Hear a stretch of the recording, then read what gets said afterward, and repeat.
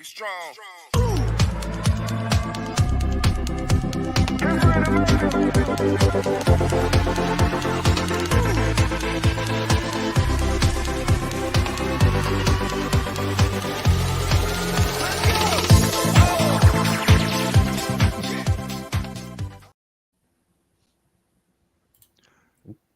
Double clicked it again. There you go. No, it's my mouth is broken. It's fine. Welcome in, everybody. Roster the People, Week 18. Also, the Important Nonsense 4th Annual Fantasy Football Awards Show. It's our highest rated, most anticipated, latest and greatest weapon to get people to give us clicks and donations. It's a telethon now? No, it's always been a telethon. We just don't do it right. So I'm Jerry Lewis, and welcome in, lady. All right, I'm done. The award show. Also, Roster the People, Week 18. Got a packed house. Got a huge crew. Steve Bonham, Jordan McDonald, Jason Draven, Mike McDonald, Mike Manning. I'm done. You can't do it, folks. As Neil Smith crawls on his hands and knees out of the 2022 fantasy football season, he can't even talk anymore, folks. It took 1 minute into the show to break Neil. Who gave this guy a microphone? Too focused on his bit to care about the names. It's been a long day, guys. And thank you for joining us, everyone out there in TV land, which isn't a thing anymore. And also here in the studio. We'll start with you, Jason. How you doing, big guy? How's it going? Today's the first time I haven't seen you with your first time in like all year I haven't seen you with your cell phone in your hand while we're trying to start. Yeah, I guess people are just done asking questions. I don't know. It's a weird time for me. I have no idea what to do with my hands. Yeah. All right, put them down. Oh, okay. Yeah, they don't need to be in the camera. Yeah. But it's just one of those things. It's nothing weighing them down at this point. So we just went out there, we ran our race, and we were just doing the best that we could.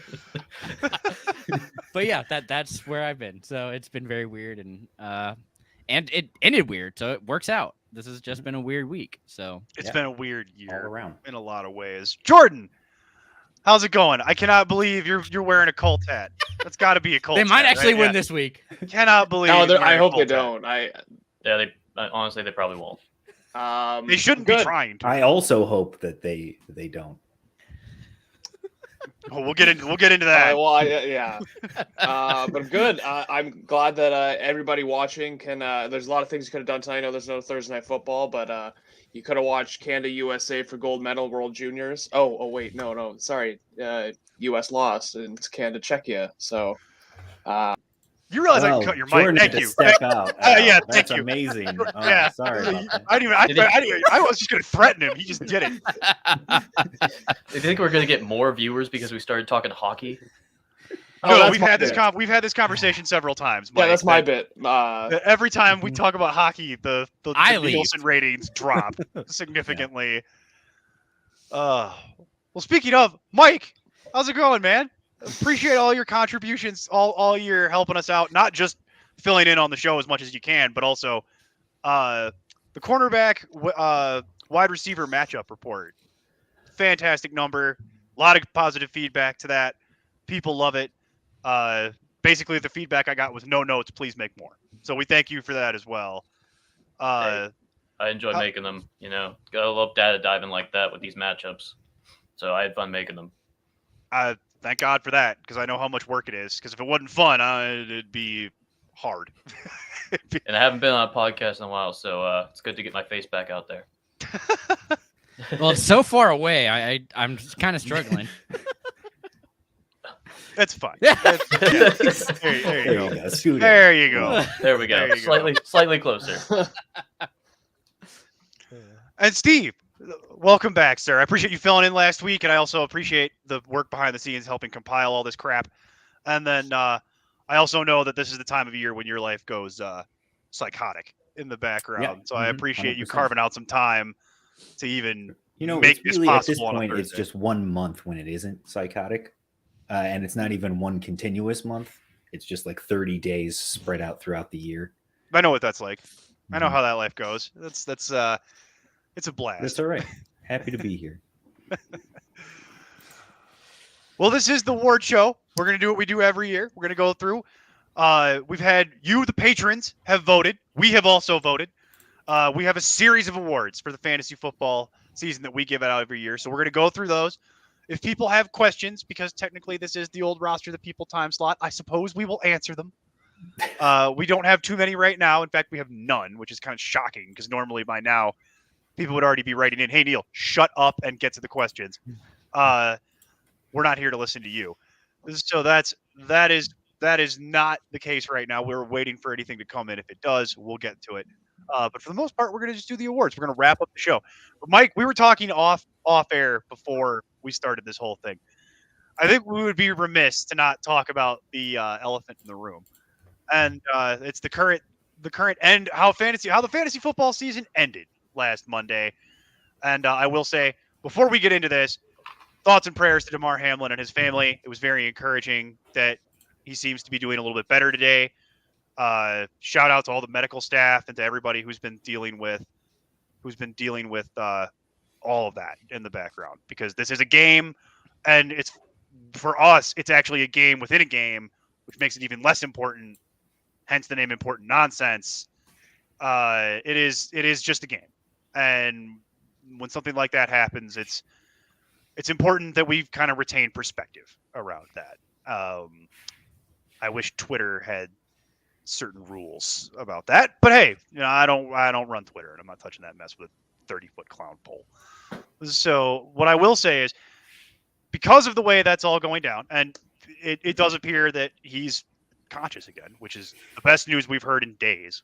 So shout out to all that, and also shout out to all the people who donated to his toy drive, because that was also very generous and heartwarming, frankly. So, but Mike, we do have to address the elephant in the room. A lot of people's fantasy matchups got upended because of that whole situation. So you were telling me a story about what's going on in the background over there. Would you like to share that with the class? Sure. So there's one that went really smoothly. Like we had decided, basically Monday night. We just thought, we're not expecting the NFL to keep on thinking that this game is going to happen, because there was a lot of indications that there was no reason to, we shouldn't, and there was other more important things, as we said.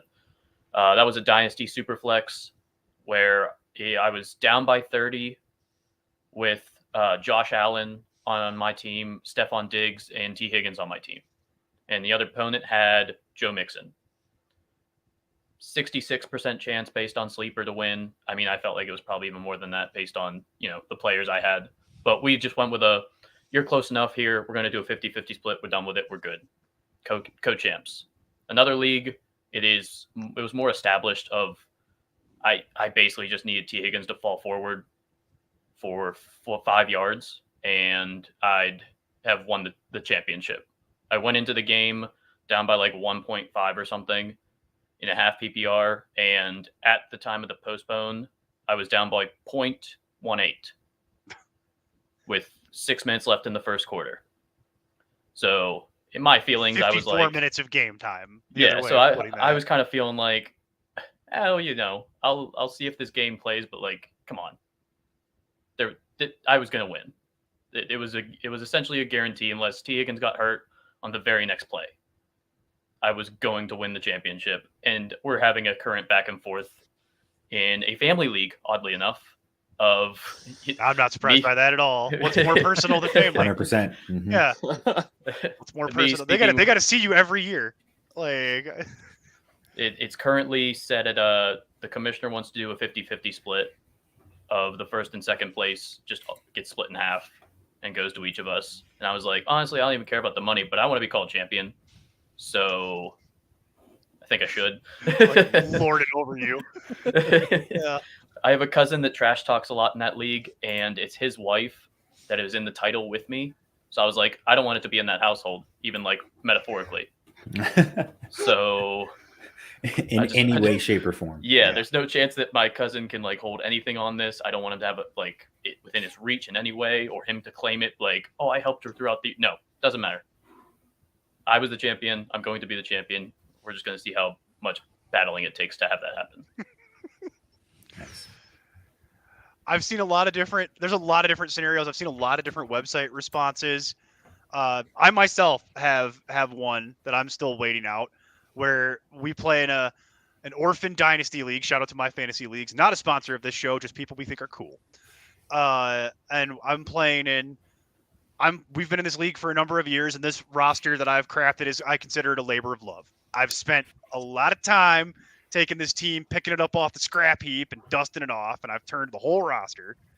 Went to the championship game last year and lost to some a-hole. I don't remember who. Some Hey, guy. how you doing? Yeah, some a-hole. and this year, I'm back in the title game, and this league scores to 2 decimal points, which is it's impressive when I tell you it was a 5-point tie, going to exactly 5 points going into Monday night. It's hard to do. I have T. Higgins +5. My opponent has Joe Mixon. What do you do with that? Like, the whole decision's been taken out of our hands because, fortunately for me, I'm not the commissioner. No one. It's the website. They run it. They're the commissioner. So it's all on them. And that decision is easy because I can only imagine some of the other permutations and scenarios that they're also trying to deal with. But I was going to go to Steve and Mike. The two of you have been going back and forth in our Discord for days about so many scenarios that, frankly, it made me go cross-eyed. And I'm like, I'm just going to go back to work. I don't have time to. I'm not contributing to this. Like, you guys got it covered clearly. So I wanted to get to hear from you because I'm sure there are people out there who will be curious. What are the different scenarios, and what do we think is most likely to happen? We spent a lot of time talking about it in the Discord, but basically the way it looks right now is they're not going to play the game. I would say that's probably Right. Yeah, that's all indications are they're going to make the official announcement that they're not playing the game before they said before the kickoff on the game on Saturday. So it'll just come down to win percentage at that point. which is So- dumb. It's the same Right. thing. I Whether you do the games total or you do the win percentage, it's going to have the exact same outcome. At this point, you're punishing just the like- Bills. right. Because they It's were just the like trying one to fluff seed. it up. All they had to do was win their last 2 games to be the 1 seed. So now they don't play a game. And if they win this weekend against New England, who's trying to get into the playoffs, if you beat a playoff potential team, you still don't get the 1 seed. It Mhm. makes no sense. So yeah, that is unfortunate. The way that they're the Bills are getting done dirty here. I Mhm. mean, it. And of all teams, the Bills would probably be one that would very much appreciate a bye week. Yeah. Yeah. I will say it's interesting to see how this goes because I've seen a lot of discourse on this, and very much of it is unpleasant. So I don't really want to dredge up all of it. But the big thing that I keep taking away from it is I think people on the internet and just the lay people and the fans, they don't seem to have a real understanding of what it takes to play an NFL game. Mhm. Like logistically. Yeah. They don't seem to have a fundamental grasp of how many people's lives get upended to make these games happen. Right. And what it takes to actually reschedule and restage a game, whether they're going to pick it up from 6 minutes into the first quarter or not, it doesn't matter. That's all academics, because what you're talking about is people have to stage these stadiums, right? Yeah. They have to do all of this work to make this happen. They have to, on the TV side, they have to reschedule broadcasts, figure out airtime. There's thousands of hours going to making these NFL games happen. It's not as simple as like your kid's Pop Warner, football game. Even that is more complicated than people give it credit for. Yeah, and that's So, the thing. I think people are just so used to this being automagical for them in the background that it just happens. It's just Madden. Just turn the game on and it starts. Yeah, that's not how this works. No. To use the meme, it's not how this works. It's not how any of this works. Mhm. It is a Herculean task to reschedule a game. So I have been saying in the background to anyone who will listen, I don't think you all are going to get that game. And I realize it's untidy, and I realize it's nasty to certain situations because people like to have the nice firm bookends on the season. The NFL themselves have a policy of playing all the games, right, as much as they can. This was an extreme circumstance that ended this, and the idea that you were going to just reschedule it to me feels like a It's feel all, like this is I not- heard another scenario too that they, I guess, have been flirting with in the background, which we didn't get a chance to talk about, Mike. but they said there's a possibility that because of like the unbalanced games to kind of make it up to Buffalo, that if the Bills won this weekend and Kansas City and it all played out like as the standings are currently, that there's a possibility they would give Kansas City the option to either have the bye or have home field advantage throughout the playoffs, but not both. Who cares? And they would get the choice. Cool. So they could Well, say, they're we're pick going the to bye play week at because everybody's going to Arrowhead. pick the bye week. Well, they could say, we're going to play at Arrowhead and take the 1 seed, or they could take the 2 seed and the bye, is basically the way they would do it.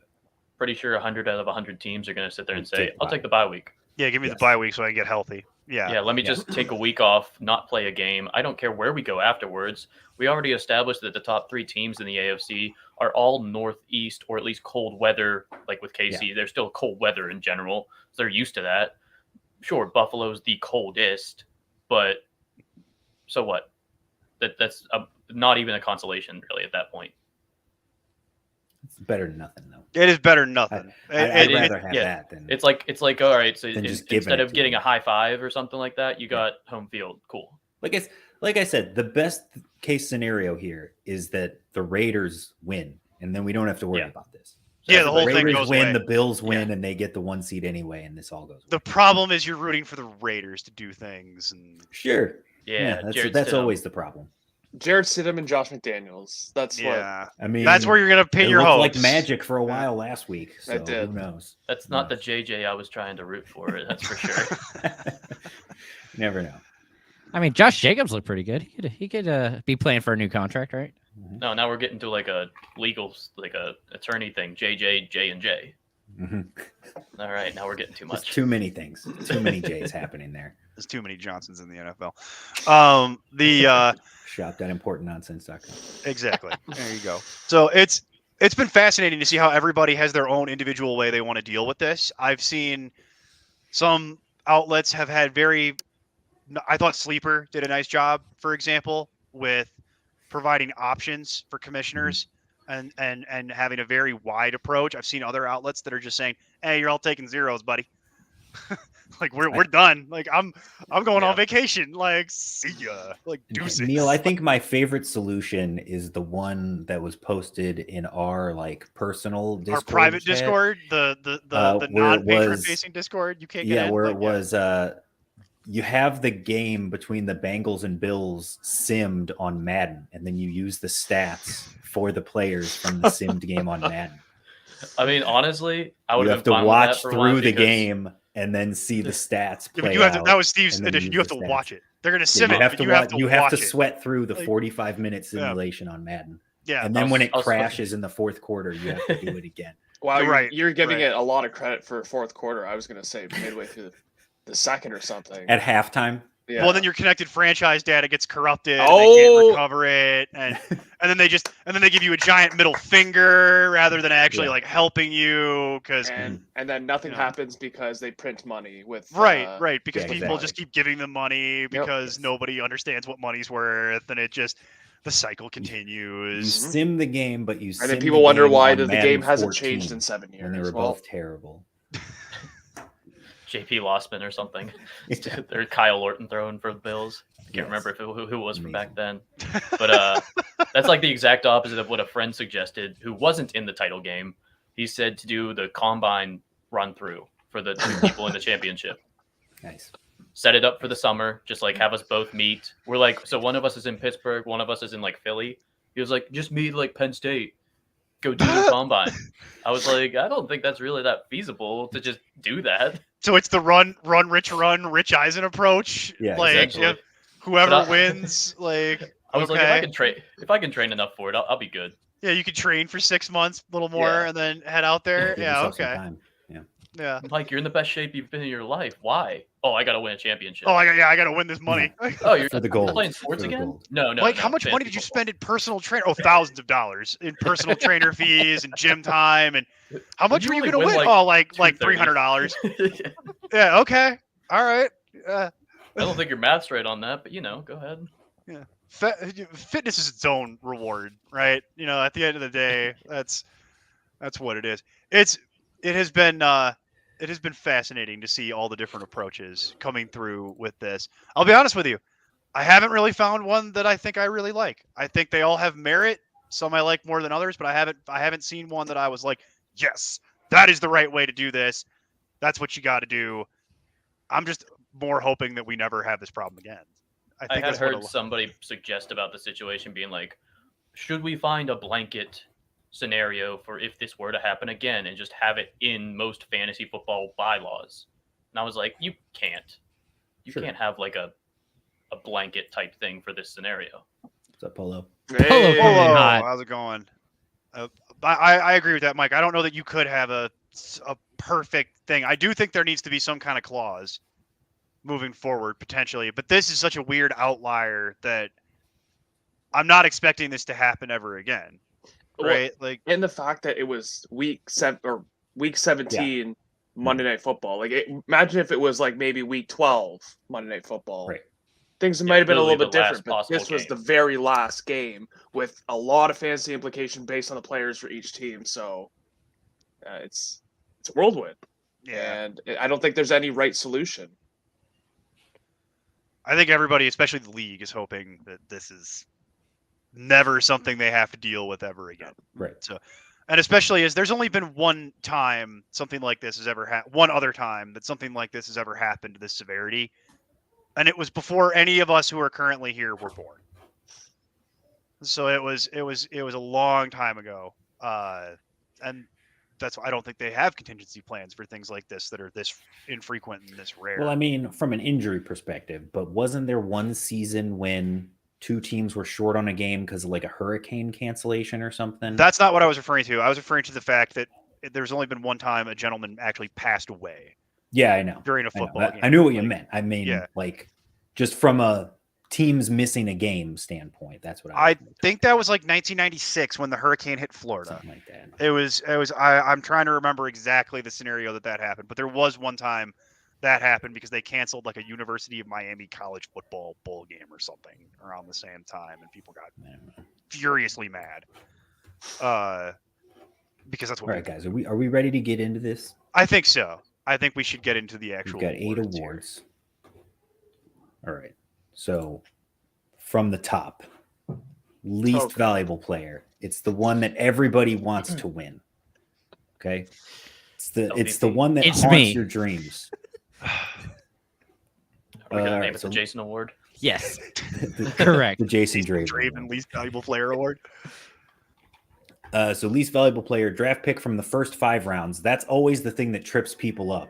So this year, as opposed to the 3 previous years we've done this, I didn't just leave it open-ended for everybody.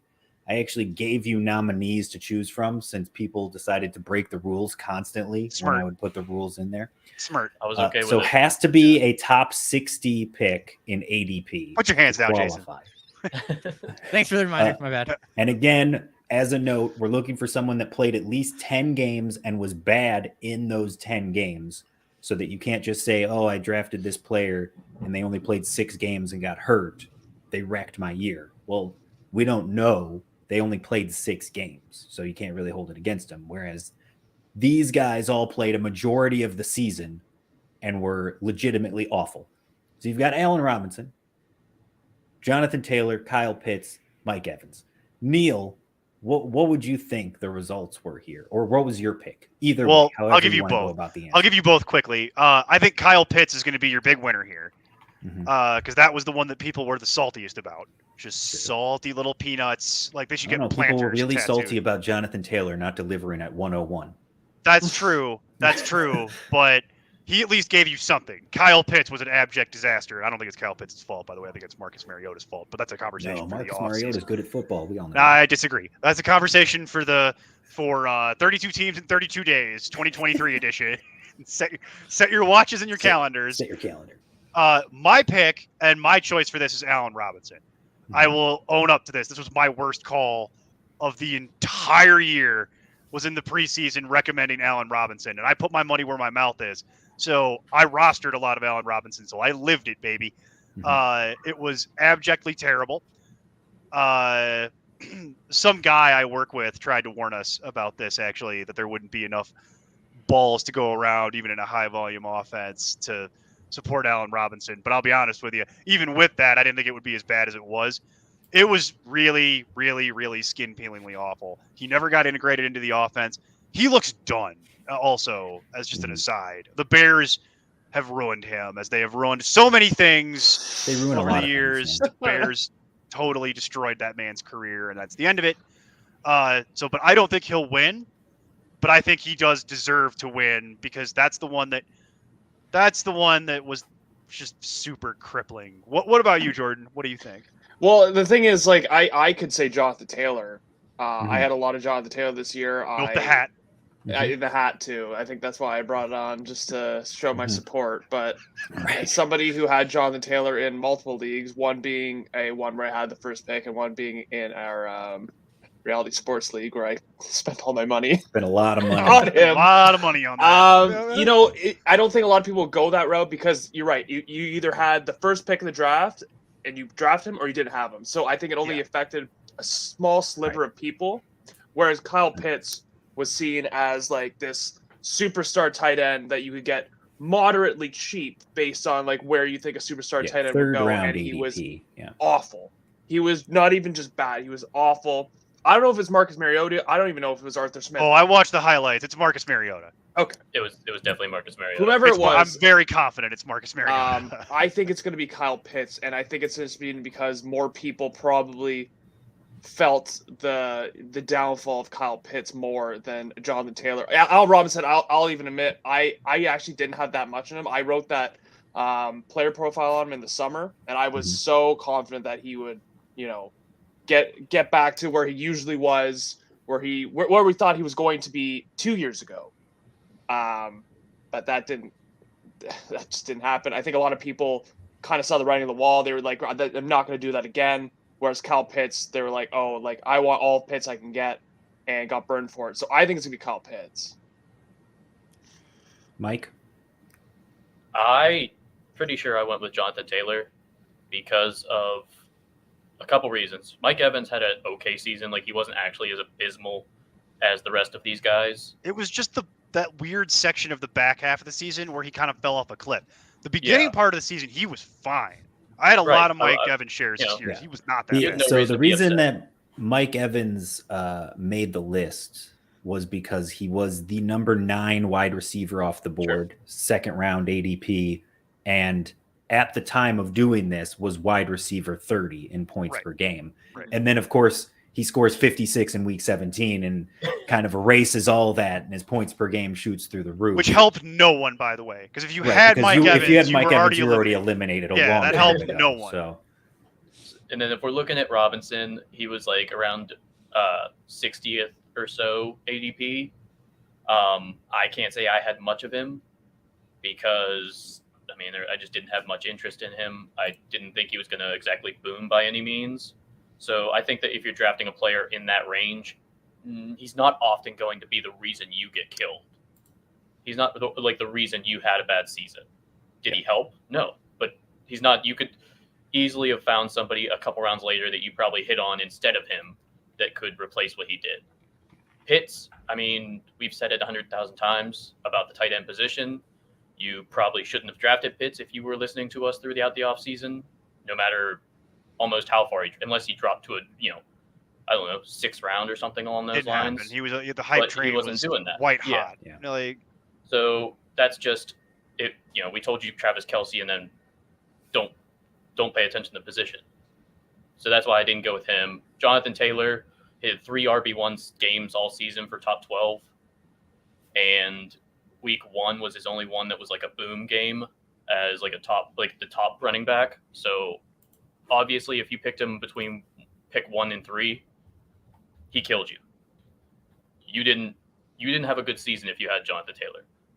If you did, I would love to see the rest of your roster because you must have hit on a lot of other picks, as in like prime picks like Ramondre Stevenson at 9th or 10th round or something like along those lines, plus Amon-Ra, so on and so forth.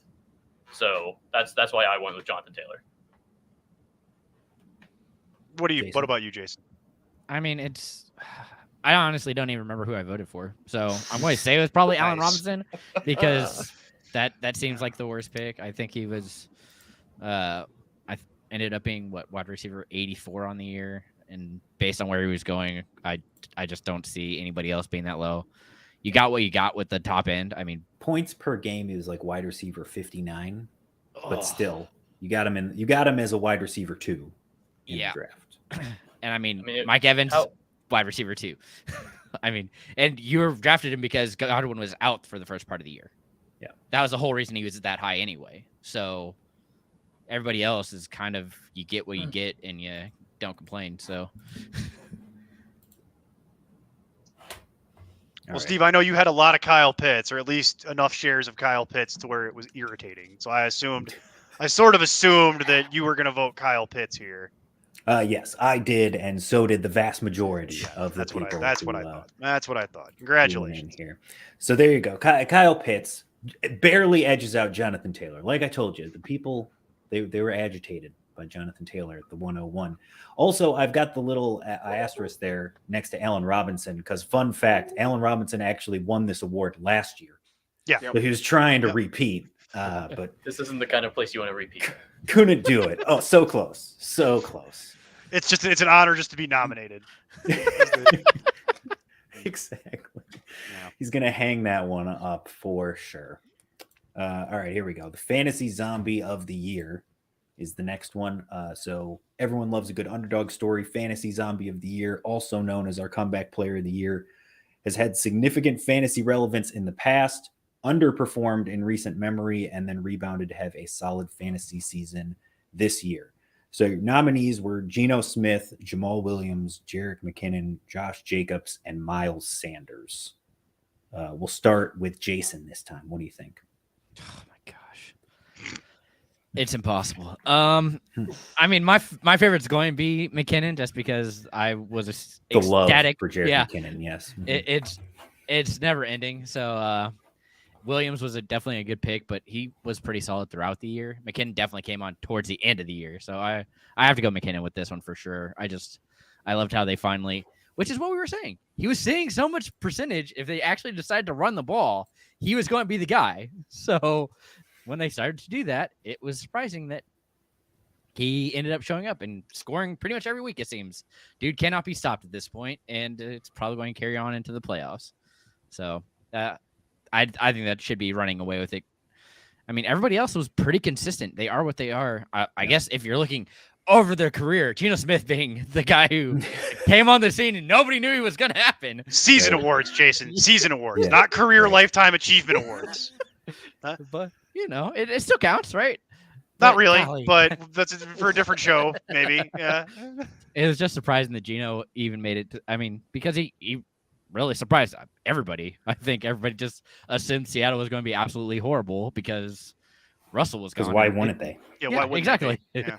So, Well, I remember we went in thinking Drew Lock was going to be the starter. Right. Because why It's- trade yeah. for Drew Lock if you weren't going to play him? Exactly. Right. and Noah Fant. Then they saw Drew Lock try to throw a football, and they were like, "No, no, no, Oh, no, no, that's no, why, no, no, yeah. no, no, no, you go sit over there." Like, can't do Dude, that. Shelby Harris was going to be the focus of that trade. Yeah. The 31-year-old defensive tackle. And Yeah, you know what? And it ended up being the third overall pick. So good for Seattle. Oh, and Mike, before we get to you on this one, I forgot on the last one, you reminded me with your Pittsburgh fandom. Honorable mention Right. for the bust, Deontay Johnson. Mm. And he had a That's good not enough fair. he had a good enough year to be a flex who's wide receiver 40-ish in PPR on points per game, but drafted in the top 20. And again, I've mentioned this a few times now, but coming into the season, Michael Timpson in the 1996 for the Bears had 109 targets and no touchdowns. That was the record. And right now Not it's anymore. Deontay with 137. Oh He no! blew it out of the water. Yeah. Oh, you got Not boy. even close. You know what? Better- He should get his own award. He should get the Jacoby Myers Award, and we should rename it to the Deontay Johnson Award for the Mhm. player who seems it's to not- continually be a flex option, but with no touchdowns. It's not his fault. It's Kenny Pickett and Mitchell Trubisky's fault. Let's be real. I mean, that's the craziest part is that he's getting so much volume and just Yeah, just cannot bad get in the volume. end zone. I like it's And Mitchell still Trubisky's volume. fault. That's Volume usually is the correct king. response. That's usually I mean, right. It wasn't his fault. He was like he played fine throughout the year. I don't have a problem with it, but he should get a plaque for thanks for running around a lot. Drawing all the coverage. Something. Yeah, or something along those lines. Thanks for Something, helping yeah. Thanks for helping us get rid of Chase Claypool for a great draft pick. Right. Yeah, Yeah, yeah, it's true. yeah. The Bears don't know how to evaluate personnel. Shocking. I don't know. I don't know what to Yeah. tell you about that. Have fun with that. Well, we have like a top 35 pick. You're welcome. You're not gonna have the Bears aren't gonna have fun with much. Okay, I'm not gonna Yeah. worry about it. Like, I hope you guys lose again so we can have 33. That'd be great. Sure, go Mhm. for it. That's the goal. Yeah, It's the, they got the Peterman out the there goal this is to week, so there's get- every chance. yeah, the goal is to get the number 1 pick so they can draft like a safety or something for no reason. We talked about this. They're either gonna Just like to screw it up they're aggressively. gonna screw it up somehow. It's just a question of how. Do they pick the wrong person or do they pull a Jacksonville and just completely fail at every level at evaluating Just wait till the talent? combine hits and they just Yeah. get wowed out Yeah. of the world. Yep. All right. So I took this as it was supposed to be taken for Fantasy Zombie, as in somebody that was significant at some point, went away, was not considered usable at all, and then came back. And there's only one player on this list that did that. That's Miles Sanders. Geno Smith has never been usable. Jamal Williams was never usable. Jerick McKinnon was never usable. Josh Jacobs has always been solid. Like, he's never gone away where you're like, yeah, nobody wants Josh Jacobs. Miles Sanders was great his rookie year. Got everybody really excited. And then injuries and poor play and 80 only yard touchdowns type thing. And then he came back and had 1,200 yards rushing and double-digit touchdowns. So I think that he is like the only pick you can really have here. Jordan? That's a good point. I kind of agree with Mike in the sense where Geno Smith, I don't think has ever been a fantasy option as good as he was this year. Mhm. So I automatically just struck him off the record. Jamal Williams is an interesting one because I don't think Jamal Williams has been either. He's always been splitting carries or he's been a backup, and I just think his production was it was Touchdown vaulted based. because of all the rushing touchdowns he has. He had a great season, but I don't think it'd be him. Jerick McKinnon, I thought Jerick McKinnon more as a league winner rather than a fantasy zombie. Personally, I was going to go Josh Jacobs, and Josh Jacobs, everyone wrote off. Everyone had nobody wanted Josh Jacobs. It was one of those ones where like, sure, I need another running back, I'll take, and you got more than you ever could dream with him. And I think Mike is right. I don't think he ever was great throughout his career, but I just think he was good enough at least one of those years and has just fallen off and now has just been, rose from the grave as a fantasy zombie would. So I'm going with Josh Jacobs on this one. Neil? So I actually I'm a little surprised by Mike's statement that no one else would qualify because I actually very much believe it is Josh Jacobs. I did vote for Josh Jacobs, and I can explain the rationale here because similarly to what Jordan pointed out there a second ago, Josh Jacobs is in reality almost the definition of a fantasy zombie because he was very relevant. And coming into this year, all the narrative around it, we talked about it at length with new coaching staff. We don't love you anymore, Josh. We're getting ready to move on from you. Start packing your bags. This is your last year playing for the Raiders, and it's time to go. After relative success within the NFL. Like I'm trying to get his career numbers here as we talk through. That's what I've been trying to do in the background. It's loading. Like that's season wise, he's finished 19th, 9th, and then 13th last year, and then this year RB3. yeah, and Okay. So a solid RB2 for Yeah. 3 consecutive. I only bring it years. up because he was a solid RB2 for 3 years, and the narrative on this year was this is the year Josh Jacobs dies. We're not going to pick up your option. We're not going to hold on to you. You're going to be start packing your bags because you're going to be gone. Remember Kenyon Drake was going to see significant work in this offense. Remember Zamir White was a candidate to take Josh Jacobs' job from way back in the 32 and 32 shows. Remember all these conversations we had to have about why people were nervous about Josh Jacobs, and he came in, blew it out of the water, and reached heights that were heretofore not possible for Mr. Yeah. Jacobs. So much so that he eclipsed what Miles Sanders was able to do for me. Miles Sanders is one of the ones on this list that I get it. Jerick McKinnon is the one that I'm like, no, I think he should win a different award that we'll talk about later. So I kind of removed him from consideration. Geno Smith, I'm not giving this to a quarterback. And nice story, but no. And Jamal Williams is it's funny. I think it's my best call of the year, but even within that, he doesn't really qualify as a fantasy zombie because he never really got high enough up the pecking order to really qualify.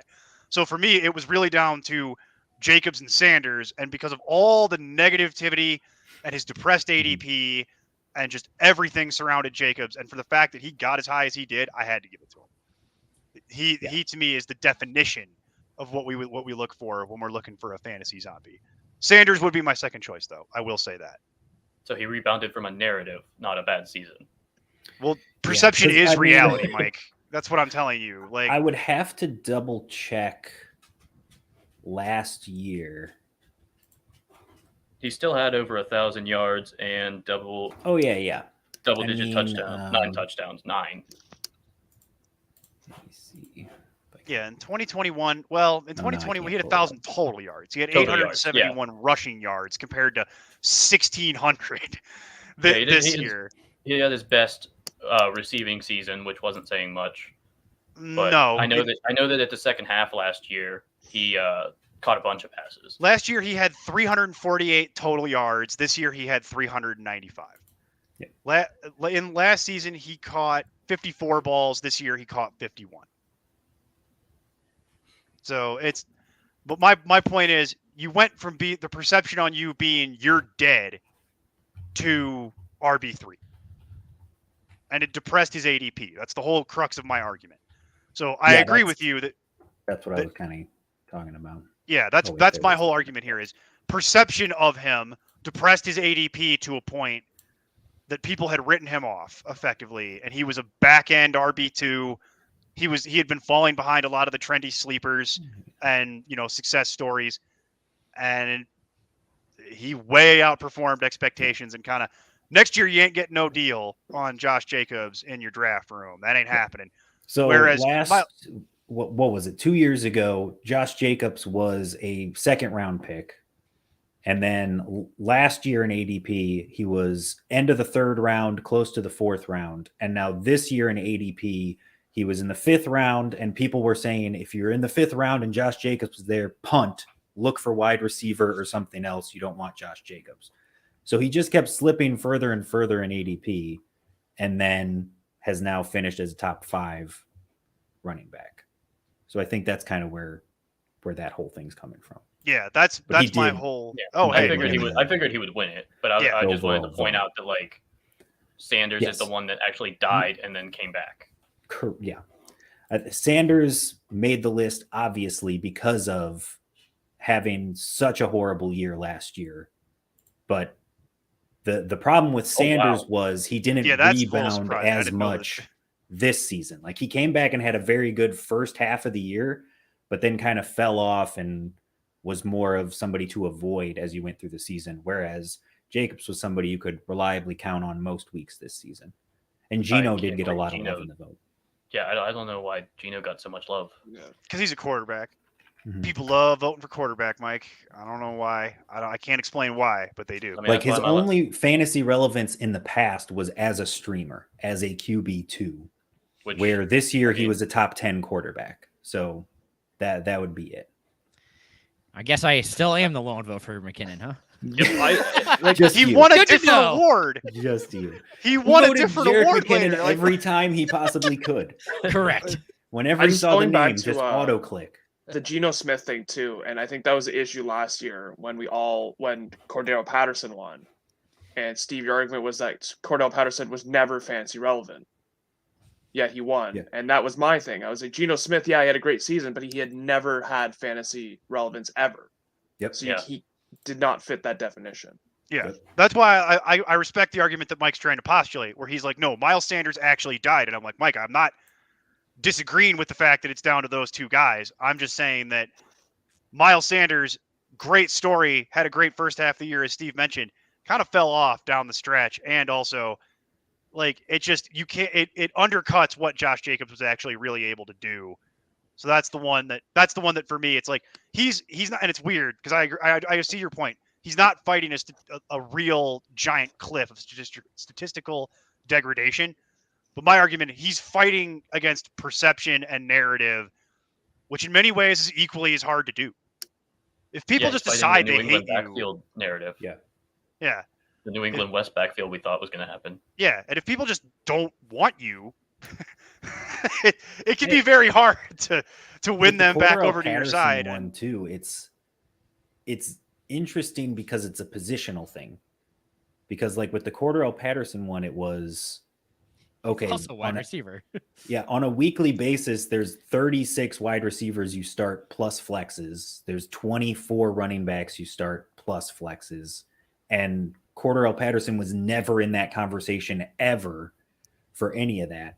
Whereas at quarterback, you could argue that anyone in the top 20 is like streamable on a weekly basis if you don't have a consistent starter because you only play one and there's only 32 of them in the league.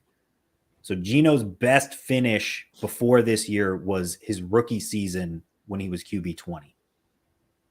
That was it. And now he's QB 6. Great story though, like we said. Great story, Right. but Yeah, cool. He made himself some money, but Right. he's not. But I think he's more like McKinnon, where he's more of a waiver guy Yeah, than it's a different than category than the later. zombie. Yeah. I don't think many people drafted him. That's for sure. Fantasy cockroach of Love the year. this. So we talked about this last year on the awards show. This is the first year we've had this one. The fantasy cockroach is the veteran player who the fantasy community wishes would just go away. But like a cockroach, they will not die. Their presence on their teams blocking a young, talented player from getting a chance or is hurting the overall value of their team. So we had Aaron Rodgers, Andy Dalton. So Rodgers blocking Love, Dalton making everyone on New Orleans suffer. Zeke, Leonard Fournette, and Melvin Gordon. Neil, what do you think? I think there's really only one answer to this question, and it's Ezekiel Elliott. And it's I think this will be a landslide. I think this will be the easiest Lopsided. category is this. You know what? I'm not going to waste anybody's time. There we go. It's just- we all knew. Just put it on there. Good. We all knew. That's the right I picture mean- too. That's a great picture. Did just Tyler the computer Murray. put the ones over here? Like, I did think the that's computer margin just do for it error. itself? Yeah. Yeah. It's margin for error. So we had one vote for Aaron Rodgers. We had a write-in vote for David Montgomery. Also a write-in vote for Kyler Murray. And I a don't get write-in. that one. And Yeah, then why- the, I don't. Yeah. Because I think PF Bears Brand Dan hates voted, Kyler Murray. Okay, that's why. Oh, that makes a okay. Okay. Okay. We'll just we'll table it there. Okay. Per- that's- But personal Gordon should vendetta. also be on this list. Well, I think Bears No, Dan probably Melvin wrote in Gordon David got Montgomery. If we're trying to guess. zero. Melvin Gordon got 0 votes, which surprised me. You know, I Yeah, think because Melvin you want- Gordon I think it's the probably injury. would have won or Yeah, if vote more Williams if played the Williams season. didn't go down. Yeah, 100%. And Tony Pollard just didn't look absolutely amazing when he had the full Mhm. workload. And you know what? We'll just keep it here because we already know that we go right into the next one, which is the Matt LaFleur Award. And there's just going to be a theme. So, of course, the Matt LaFleur Award honors the great Matt LaFleur, who was the 2018 Tennessee Titans offensive coordinator, and for some reason thought it was a good idea to split work between Derrick Henry and Deion Lewis. So, for Matt LaFleur's forever genius, we have honored him with this award. Matt LaFleur's the so guy who we've got- couldn't figure out the picture. Exactly. As I wrote years ago, he cannot figure out this photo of Derrick Henry standing next to Deion Lewis. He can't figure that out. That's So you've got Arthur Smith with the Falcons continually giving the ball to anyone that isn't Tyler Algier. Byron Leftwich not using Rashad White most of the season. Kellen Moore in the situation we just saw and talked about. And then Ken Dorsey not using James Cook until like 3 weeks ago. So I don't think we need to roundtable it, Steve. I think you could just reveal. those are the options. And once again, we already knew in a landslide like it wasn't going to be close.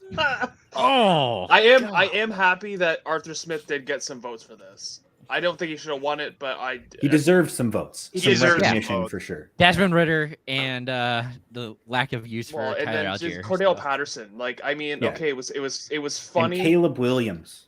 Why? Yeah, didn't that Why? Carolina game that they played on like Thursday night? He had like 5 running backs touch the ball, Yeah. and Algier touched it like second or third most. Yeah. Like, Twitter it was made very zero angry. sense. Twitter they get very angry a lot, but about that they were livid. I like how you found a photo of Kellen Moore where he looks constipated. I got to tell you, that that's is every picture of fantastic. Kellen Moore. It's, No, he's just completely lost. Yeah. he's just very confused, like how to use his backfield. Also, I was kind of surprised. Like, again, same thing. Arthur Smith deserves some votes here. He deserved to be in the list. I was kind of surprised no votes for Byron Leftwich. Everybody was just I mean- okay with Uncle Len continuing to get that work. Because I'm he's a pretty sure it's beast. because he produced somewhat. Like fantasy wise, he still Sure. produced. Sure, did something. Fournette was It's splitting just- carries, but he was still at least giving you 10 to Something. 15 fantasy points in PPR per week. Whereas this situation, also, Steve, we've talked about this for like, 3 years in a row now? The Mhm. Tony Pollard truther army Yeah. has just gotten bigger and bigger and Yeah. louder and louder. I remember when that was a hot take 3 years ago, and now that's the loudest voice in the room is the Tony Pollard I army. think that's the loudest voice of fantasy football at this point. Probably. I Well, don't. now I can't we'll think see. of a We'll louder see one. what happens because the whole reason we added this award was specifically for this situation. Of So the past 2 awards. yeah, the past 2 awards, the Cockroach and the Matt LaFleur Award, was specifically for this, and it has played out this way. But now Tony Pollard's a free agent. Yep. So what happens? Like, Yeah. do they pay him a ton of money to come back and continue to go 50-50? Or does he sign somewhere for decent money to be a starter? And it's a big running back free agent class. We know Miami. that. And it's a very good running back draft class, too. Yes. So, like, there are going to be starting jobs available at running back, but they're going to get scooped up fast. They're all going to go to Atlanta. Yeah. Oh, It's going to happen. well, it's going to be like Miami last year when they just kept signing free agents for no reason. And then they're like, oh, we have It's two, like, all right, they Chase got Edmonds. Chase Edmonds and Raheem Mostert for some reason, and they brought back Gaskin, and they re-signed Savon Savon Ahmed. Ahmed. Yeah, What Savon are they Ahmed's still there. doing? Why? Still there. I'm amazed, Jason, you didn't write in the whole Aaron Jones, AJ Dillon conversation. I'm amazed. Mm. I'm amazed that there's Mm. not one vote for that. I don't if bring there my was, I'd bias go- into it. Golly.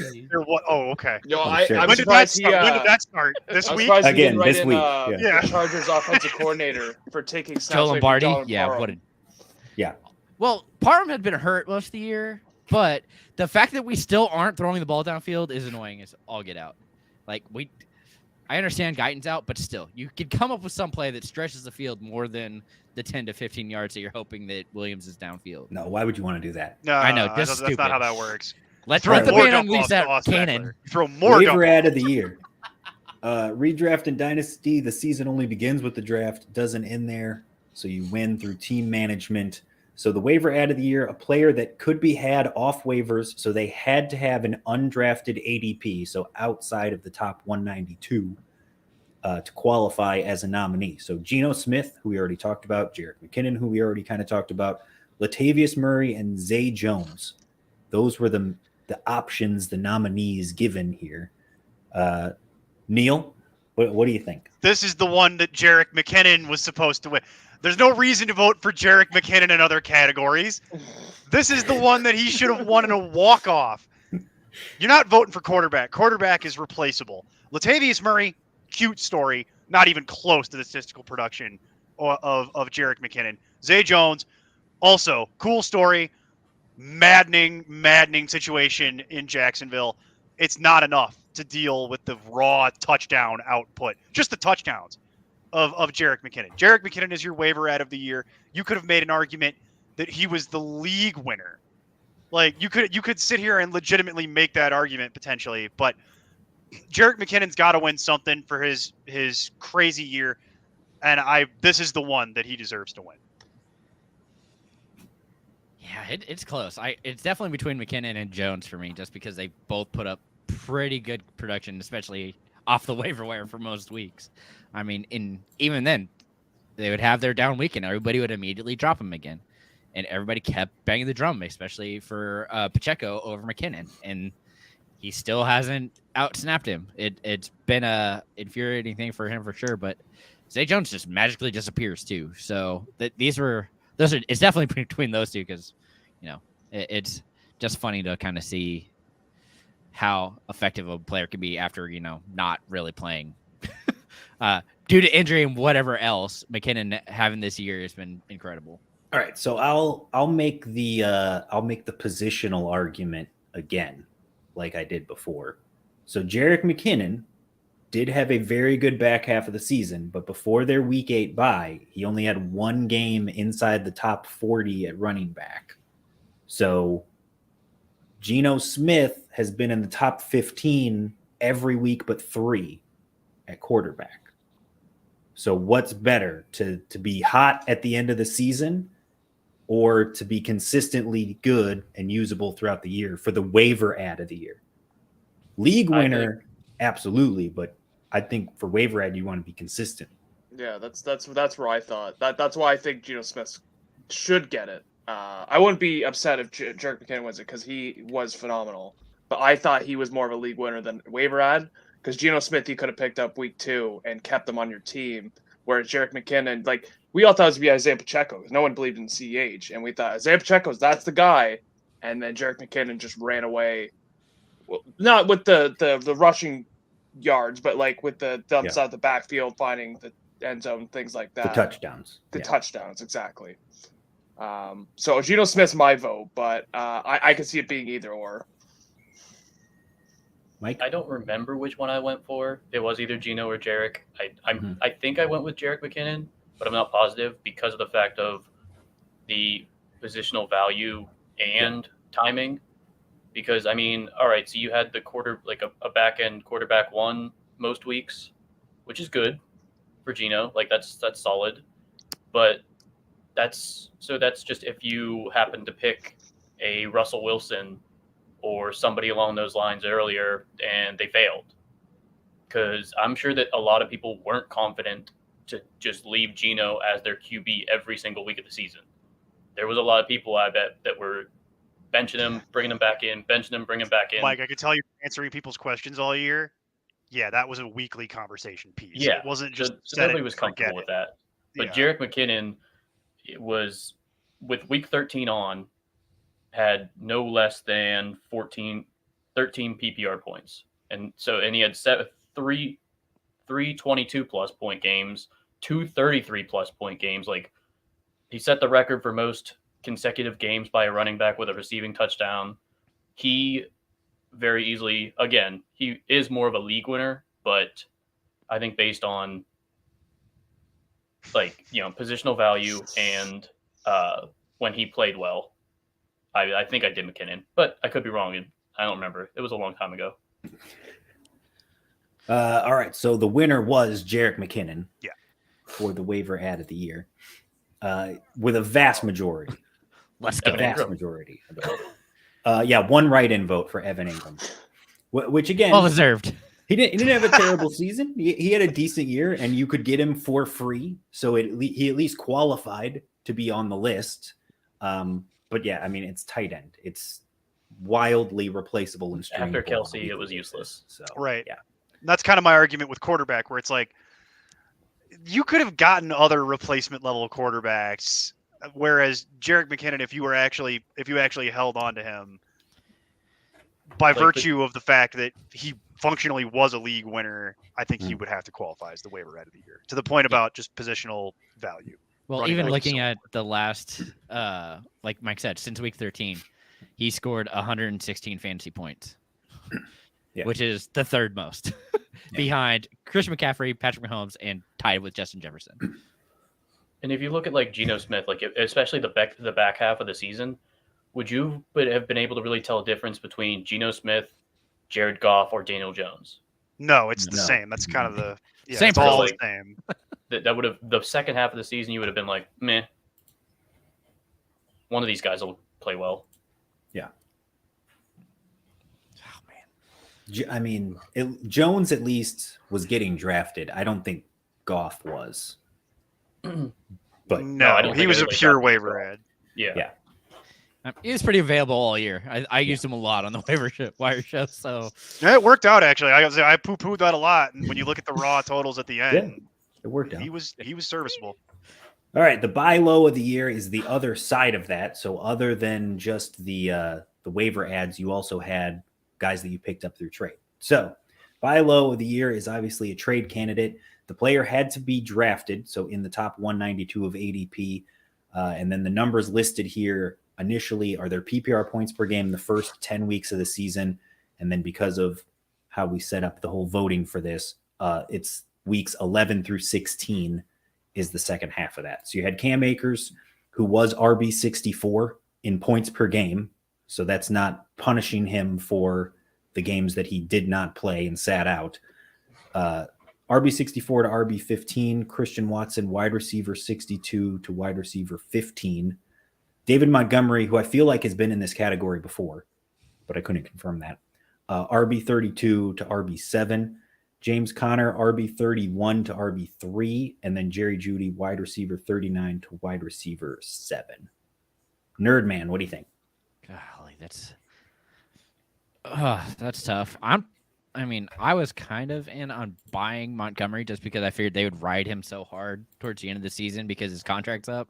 So that would be where I was looking, but I just can't say Connor because that's a vendetta for you.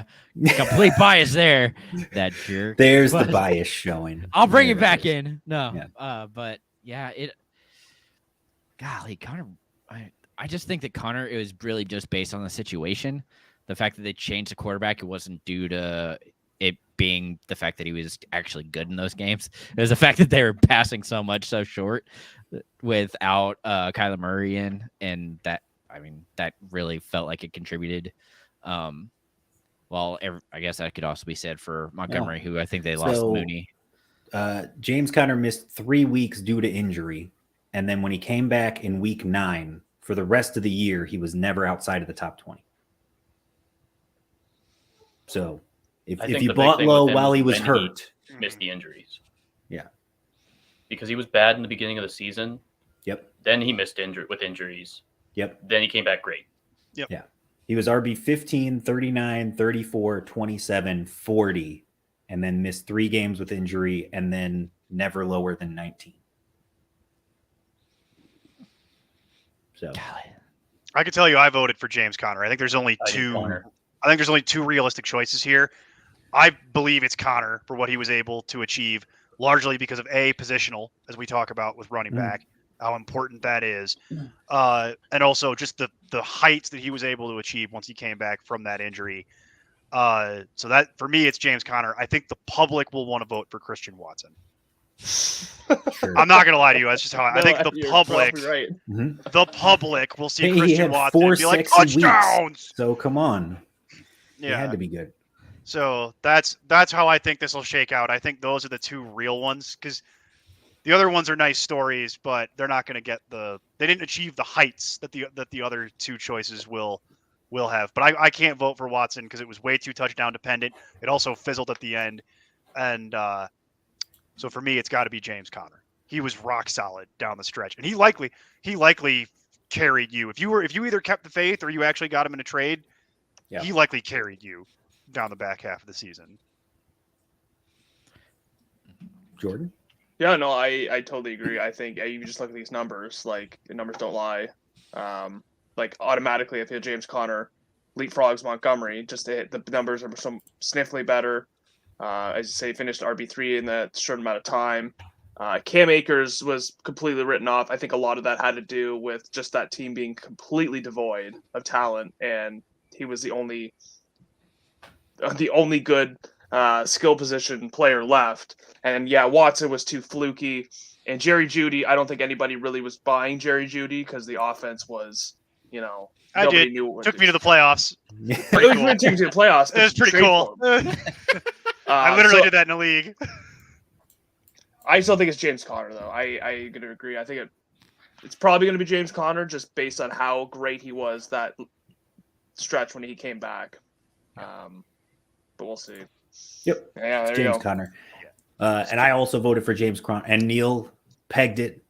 The public wanted it to be Christian Watson. My whole thing behind it was, when I'm thinking of a buy low, I'm thinking of a guy like James Conner, where if you drafted him, he was going 3rd round ADP, and he was going top of 3rd round too. So you could have paid like back end 2nd round potentially to get James Conner on your roster. And then he was not usable, like Mike said, the first 5 weeks, and then took 3 weeks with an injury. So if you bought in, you were getting him at a severe discount from what somebody had to pay to get him in the draft. And then he cashed huge for you the back half of the season, consistently usable. Whereas with Christian Watson, his ADP was the 14th round. So he was barely being drafted. If you were going to trade away Christian Watson because you took him, as a flyer, what were you even going to acquire for trading quick? You were more likely to cut him and pick somebody up off waivers than you were to trade him away for anything. So I just felt it was to more that point, Steve, common. Christian Watson would have been closer to a waiver ad of the year. Waiver ad. Yeah. like candidate. But I knew as soon as I saw the name, I'm like, the public will vote for Christian Watson. I don't know too many people that are trading for wide receiver 64 or whatever it was. Right. Exactly. You're taking a flyer, and then what are you giving up to get it even? Like, you'd have to give up something Running like back 69. your third Chase tight Edmonds. end because somebody is desperate. I don't know. Isaiah Pacheco. Yeah. All right. The 2022 league winner. So again, players who were widely available on waivers weeks 15 to 17, the point production that they had. So these were guys that were still relatively available in week 14 of the season on the waiver show. So I went back to Jason's notes and went off of that, which is kind of why Jerick McKinnon didn't qualify here. Because he is finally picked up. Yeah, because he was finally over 50% at that point. So Jahan Dotson, James Cook, Russell Gage, and Tyler Algier, who all had big weeks those last couple weeks of the season. So that's Neil. What do you think? Well, there's really only one answer to this. It's Tyler Algier. It's Tyler Algier. Feed the man. They finally figured out, hey, if I just give him the ball 20 plus times, good things happen. Shocker. Well, we think they figured that out. We don't know. Yeah, This is what happened. it just happened on accident. It just happened. Yeah, exactly. It just happened on accident because Desmond Ridder happened. They took the headset away from Arthur Smith. I think a lot of people want to vote for Jahan Dotson here, but I couldn't do it because Jahan Dotson absolutely, utterly killed you that last week of the year in your championship game because Carson Wentz is not good. And I'm tired of having to discuss the Carson Wentz thing, if you can't tell by my super sophisticated analysis of Carson Wentz is not good. Not wrong. So he loves throwing at Jahan Dotson. Where'd that get you? Absolutely nowhere. Free Terry McLaurin. Free Terry McLaurin. Free Terry McLaurin. But it's Algier. Algier, it's remarkable what he was able to accomplish, especially in weeks 15 through 17, fighting against his own head coach. Yeah. Like it's incredible, and I think he's the only real choice here. Yeah. Does anyone have a non-Algier take? I will say that I was holding out hope for James Cook. But obviously a lot of people wanted James Cook. You and me both. Yeah. A lot of people wanted James Cook. Exactly. So I think it's Algier, and I don't even think it's like Neil says, not close. I can't wait till they unleash the beast next year. So watch them sign somebody. Oh yeah. Singletary's coming back, or Tony Pollard, or Melvin They'll Gordon. re-sign Singletary, or no, they'll be the ones to sign David Montgomery. Oh, that's a good one. That is a good one. Just have him pounded up the Montgomery middle and and siphon off all that juicy value. Yeah. Oh yeah, that's a good one. That's all right. Yeah, it was Tyler Algier. Yeah, it's Tyler Algier. Okay. All right. People aren't that. We're not that It was crazy. pretty straightforward. just Dotson did get some love. I don't remember if I might have done Dodson. I don't think I did, but I did do it before the championship game, obviously. So Yeah, he had 2 really good weeks, 15 and 16, which would have gotten you into the title game. And then Carson Wentz is Fields is a very tough vote. Yeah, again, the right end. That's a right end. The right end. Yeah. If he I don't know won if they your saw the league, 15 to 17. you were probably facing somebody with no lineup. Yeah, they had Carson Wentz. They had Carson. Maybe. Because as someone who Carson has Wentz, field, Jahan Dotson, Brian Robinson, all the Commanders, Terry McLaurin, put them in there. Not Jared Goff or Daniel Jones, because those guys are really the ones who came in strong. Daniel Jones might have 7th won me a and then title. 25th and 10th. Those 3 weeks. So didn't make the list for a reason. I love it. Actual There you go. nickname now. Jahan the Legend. I mean, he's not wrong. All right, here we go. oh, I'm excited for Last this one. and not least, the MVP. So, of course, MVP, most valuable player, player who almost single-handedly carried your roster's fate, carried you through the season. So I picked one nominee from each position: Austin Eckler, Jalen Hurts, Justin Jefferson, Travis Kelce. Neil, what do you think? This is why you wait to vote until after all the games get played, is the big takeaway here. Yeah. I would love to give it to Jalen Hurts because it was my second best call behind Jamal Williams all year, was recommending Jalen Hurts as loud as I did. And I've had him in a million leagues. He fireman carries you throughout the season, but he can't be the MVP for a couple reasons. One, quarterback. Can't do it. It's just not, the position just doesn't merit it. Last Two, 3 it's not real football. It's fantasy football. In real football, make all the arguments you want about Jalen Hurts. The other thing is, yeah, he misses the last couple games of the year.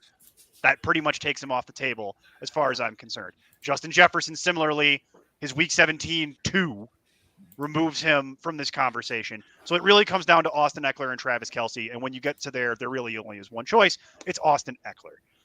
Eckler was so consistent, so far and away the most important piece of your team. If you had Austin Eckler, I would venture to say, I haven't pulled the research on this yet because we haven't totally wrapped the season, but I would venture to say that this year the most common running back you'll see on actual, championship rosters is Austin Eckler. He was so dominant. He was the only running back all year that averaged 8+ targets per game. And in PPR scoring, that's going to carry you a very long way. But it's not just that. It's the consistency. And it's the red zone usage. He was the total package this year. He did it all for you. And there's something really that I cannot overstate how important it is to have that kind of consistency coming out of the running back slot, especially when the ceiling was also so incredibly high. So to me, I think it's all of those factors. It's what he was able to accomplish and the importance of the position that makes it Austin Eckler. And he will never win, but that was absolutely my vote, was Eckler. Yeah, man, he was so good. Golly. I was mad because we still had Sonny Michel and oh my god, Joshua Kelly both siphoning off carries, and that was annoying me, but definitely carried you. That's for sure. You can't give him the entire job, he'll die. I know, but You got to have a Josh Kelly in there to absorb you the could body blows. he looks so much better than both of them. Well, he is that much better. It's not looks, he just is objectively. But I'm curious, does anybody there's got to be people that view this differently, right? So that was my case for Eckler. What are the other arguments? I mean, Travis Kelce being Travis Kelce and having that additional 50 points. I was agreeing with that, where it was either those two. It was either Eckler or Kelce, and I gave it to Eckler just because of the position. Sure. Yeah, I mean, he was 30 points better while Kelce was also 94. Kelce did not have a touchdown, and I know he had so many receptions that it didn't matter as much, but he had no touchdowns last 5 or 6 weeks heading in. And that was another thing I noted. It's Austin Eckler, and I think people are going to vote for Justin Jefferson because he was phenomenal this year, but the Week 17 sunk him. Yep. Yeah, I will And admit. Jalen Hurts getting hurt, that sunk him as well, and that's too bad.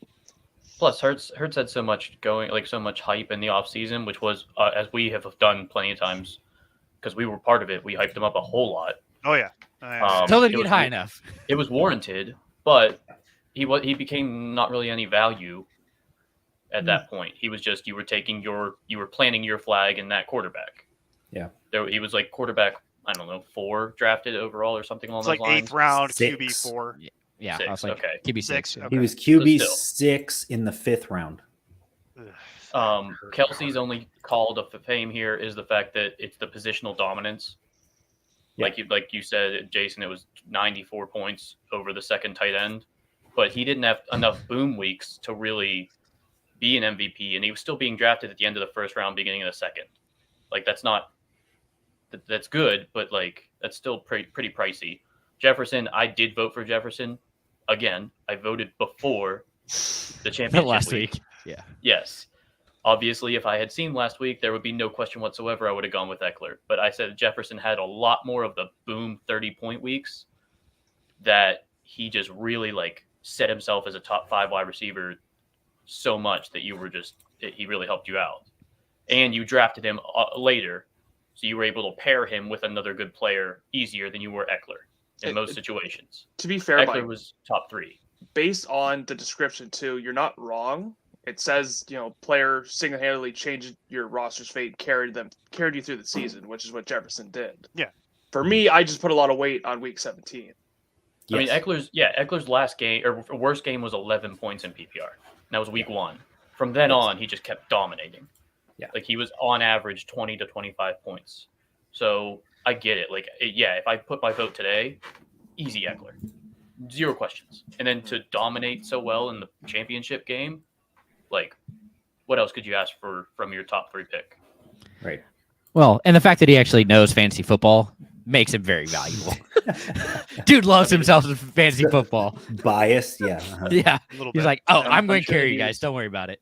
As he ran that 75-yard touchdown in, he was definitely thinking in the second half of that run, like, oh yeah, this is gonna help out a lot of people. I'm liking this. I don't know about this. That's not 'Cause right. Christian McCaffrey Christian still McCaffrey exists. didn't bust. Yeah. Yeah. Yeah, that was my He looked immediate like he was thought. going to, though. CMC, I think, would have something to say about that. It would also depend on your definition of bust, because I wouldn't say Derrick Henry was a bust. I wouldn't say Joe Mixon was a bust. Alvin Kamara.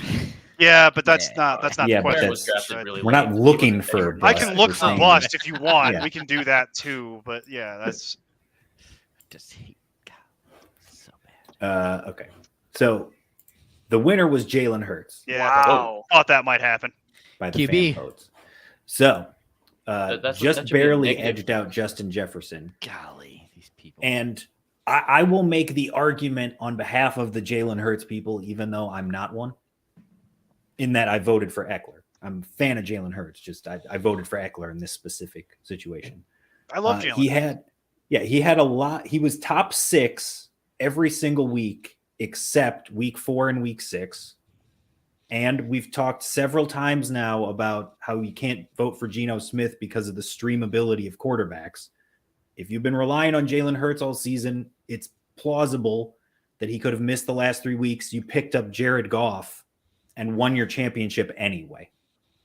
Yeah, but that makes that's a negative to the MVP account then. Yeah, he was the most consistent quarterback, most points per game, was top 5 every week, but 4 was top 6 every week, but 2. And you got him in the 5th round. So people are also putting the value into it compared to having to have a top 5 pick to get Eckler, having to have a top 10 pick to get Jefferson, top 12 pick to get Kelsey. If we're looking at it that way, which is a reasonable way to look at it, like the cost type of thing, Jacobs Mhm. would make way more sense. Yeah, cost to acquire. It becomes a Yes. factor. We've Yeah. used that as a criterion in the past. It's not wrong. To your point, Yeah. Mike. It's absolutely not wrong if you want to add in cost to acquire.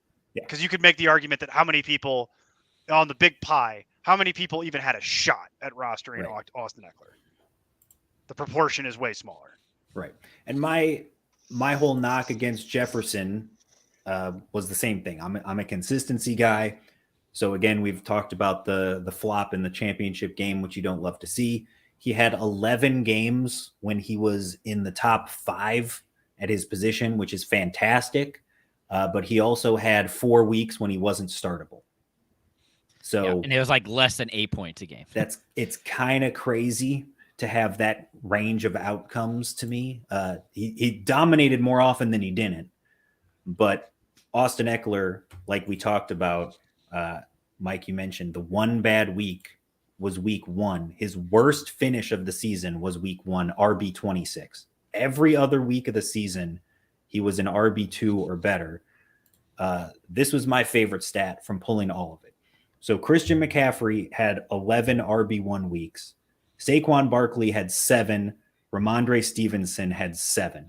Austin Eckler had 10 weeks in the top 5. Like those guys had 7 in the top 12. Austin Eckler had 10 appearances in the top 5. Like he wasn't just consistently good, he was consistently dominant for you. So that's why Eckler was my vote there. But there you go. And what And- Chiefs fan decided to throw in Patrick Mahomes? Again, To get that yeah, third this round guy quarterback from is the- such a from value. the Patriots. This guy. And- What the- it's history as well because this is the 4th time we've done this, and this is the first awards show we've had 0 wide receiver winners. So Yeah. Wow. So across think the that's just board, a lot of people wanted to talk about how running back was overrated and wide receiver was what you needed to have, and based on the votes here, the running back position, hitting it or not, was the most important thing you could do this year. as we talk about That's how the big many thing. years consecutively, year on year, especially in the preseason and the draft process, how important it is to have quality running backs. Yeah, Take that, 0 RB truther people. That in your pipe and smoke it. Right. that was the big thing. If you didn't hit on your running back 1 or your running back 2, like if you Yeah. missed on both of them, you're guaranteed 11th or 12th place in your 12-team league. So last year, my big takeaway, Steve, do we want to do takeaways for the year? Because that was all Sure. the Go awards. ahead. So I was going to say last year, my big takeaway for the year, like lessons learned, was tight end is useless. Yes. That's carried nicely right on through. Consistent. Very consistent. So this year, it's actually not so much as like a sweeping positional thing. It's this year was the year of like no waivers. There was no James Robinson type of situation. Jarek McKinnon's the closest thing you had.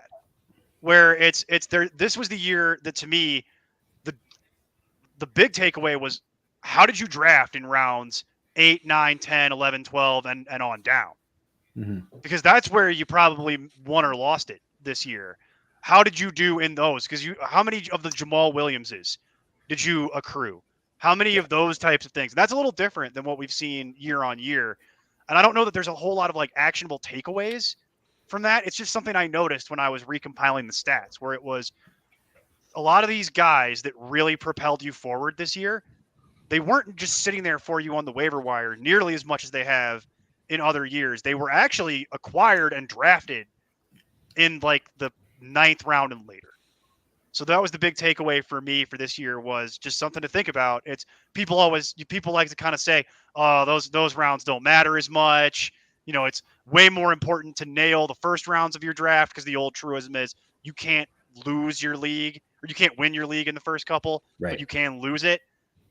I think the truism for this year really was, that still broadly applies, but it's how did you do in the back half at building depth of your draft? Right. Did you build depth appropriately, or did you strike out? Because if you struck out this year, there was not nearly the reinforcements that there have been in previous years sitting for you on the waiver wire. So it really, to me, it spelled out the importance of, as we talk about in our 32 for 32s, these handcuffs and this depth, it matters.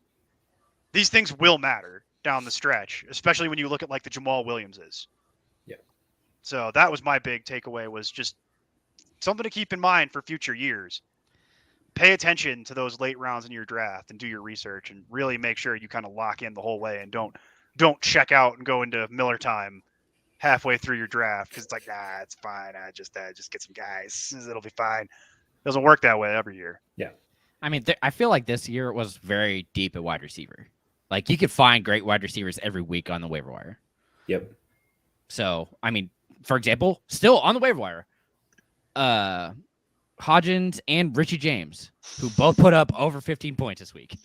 Yeah. Like, that's something that I know it's not a massive win, but over, let's see, Jahan Dotson, who put up 8 last week, over Justin Jefferson, who put up 2. I mean, there's a ton of other options that you could have easily found to replace your wide receiver pretty much throughout the year. Yeah, but you got to understand, people aren't you, and they're not just going to throw away the thing that they've been using to go pick up a Richie James off the waiver wire.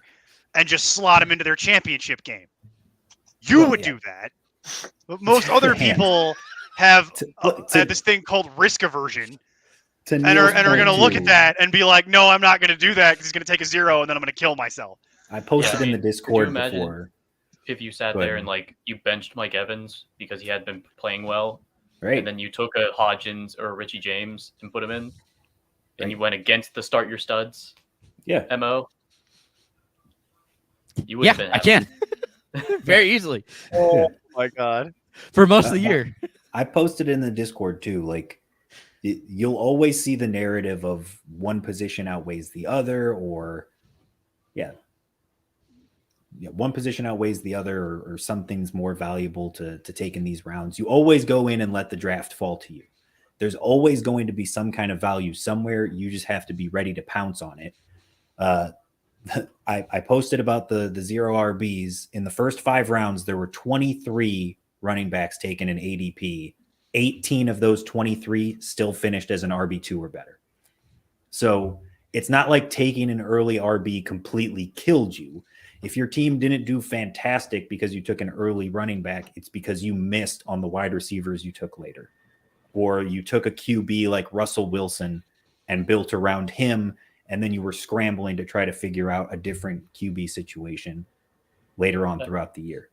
It's I think easy that to might have blame the running back and say that they were the bust and they were the position that had no value this year, but the numbers don't bear that out.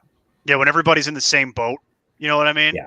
When there's that many busts and everybody's in the same boat, it kind of nets to 0. I think this reiterated the QB being essentially like tight end, where Yeah. if you don't get the very top guy, don't touch it. Yeah. Those Well- middle round quarterbacks did not do almost anything for a lot of people. Top Right. 4, top 5. I mean, Sure, I feel like there's been a QB goes- massive drop off this Well, there's year. a tier, Yeah, as we've there's a discussed, tier. and it's Steve. You want to do it? You did it how many times all year? The what code? Quarterbacks. The Konami code. Yeah, QBs. there you go. I told you, why waste a 3rd round pick on Josh Allen when you can have diet Josh Allen like 10 rounds later and get Daniel Jones? I thought you were going to say Fields, but Yeah. No, Fields is a completely different animal. That's way beyond. I zero said that passing. joke the other day. The diet Josh Allen said more like Josh Allen 0. I liked that. That's good. I might use that. That's pretty good. That's pretty good. That's pretty good. I like it. Oh, golly. He should wear 0, actually, Daniel Jones. Yeah. He should have the 0. Like, that's pretty That's good. another one too. Now where does he go? Mm. Because his contract is up. They're going into the playoffs. Do they re-sign him and bring him I- back? I think they will might. do, but they shouldn't. I think, yeah. I That's think they're probably going to right. sign him to like a 1 or 2 year deal for way too much money. It depends what Dayball can get. That's what it's really coming Yeah. down to. Mhm. I think he's going to let him test free agency and be like, fine, go ahead and try and get that massive contract you think you deserve. And then eventually they'll just keep talking to each other while he's looking, and then be like, all right, here's a 2-year, $20-something million deal. Fully Yeah, but guaranteed. with- Yeah, but with fully this free guaranteed. agent class at quarterback, I Yeah, don't know. Like Atlanta might overpay for him, The Raiders might also do. The Raiders exist. Let's. Right? yeah. No, they want to get Tom Brady It's true. A lot of people. they all get, want to get Oh Tom. my They all want to gosh. do that. Yeah. because he looks Uh, stellar. Well, then okay. If Tom Brady's gone and he's out in Tampa, then what does Tampa do? You know what I mean? Like Tampa Daniel might be Jones. interested in Daniel Jones. I could see that Jimmy happening, Garoppolo. especially. Yeah, I There's- told you. He's just going to keep following Tom wherever he goes. That would be the best. That would be the best if he just goes and does whatever Tom does. Like just. Yeah. Makes sense. But Yeah, top Yeah, free agents available. You've got Lamar, obviously, and then I Tom still Brady, don't believe technically, Lamar's going anywhere. and then Geno Smith, Daniel Jones, Jimmy Garoppolo. Woof. Like Daniel Jones is going to get money from somebody. Yeah, that's with that class and the quarterback class that's in this draft, where you don't, there's no like guys that are blowing you away by any Yeah. means, There's no and generational guy that wows you. yeah, and even the guys that are the top 4 or the consensus as of now top 4, like Anthony Richardson's not seeing the field for at least a year, Mhm. guaranteed. So he's out. Will Levis is definitely going to be probably put in the top 10 along with Stroud. If Stroud comes out, because he hasn't even declared yet, but if Stroud, again, and then you got Young. So those three are, if they're out in the draft, they're going to go top 10 because of how many teams in the top 10 need quarterbacks. Yep. Like last What year, nobody felt like, except for the Steelers. It just occurred. What is Ryan Tannehill's contract? I don't remember offhand. I think he's I think it's he like if they has want to get another rid of him, they year. can. I think it's an RFA. No, he's still signed, but Yeah. it's like it's a not a bad out. Yeah, that's what my question is. Like, what's the dead cap on getting rid of Ryan Tannehill? At that point, Because- Derek Carr.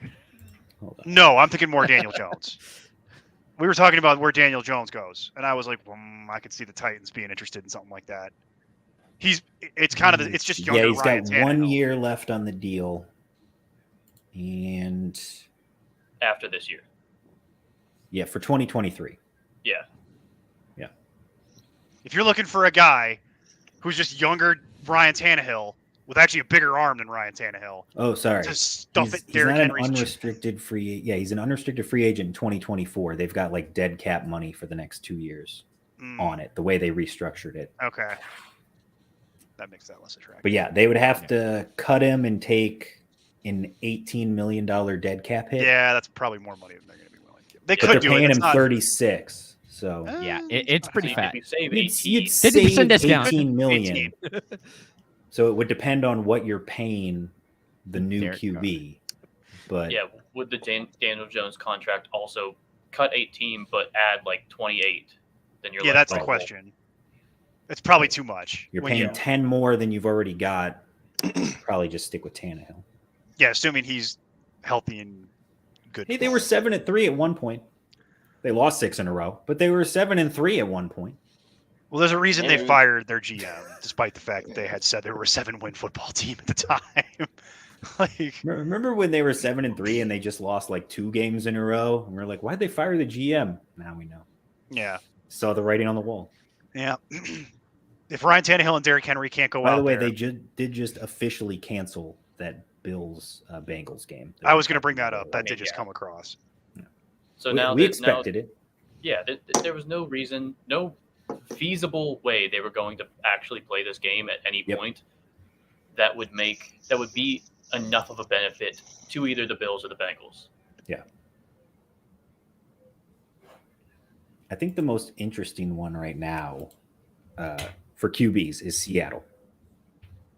Because theoretically speaking, like they're still in it this weekend. They can win and have Detroit win and make the playoffs with Geno Smith. Because Denver turned into such a dumpster fire, they have the number 3 overall pick. And Geno Smith is a free agent. And you Yeah. still technically have Drew Lock. But then that would be so for them. You're thinking, do we pay? Like, if you can't come up with a deal quickly and he actually hits free agency, you're not going to franchise tag Geno Smith. No. That's way too much money.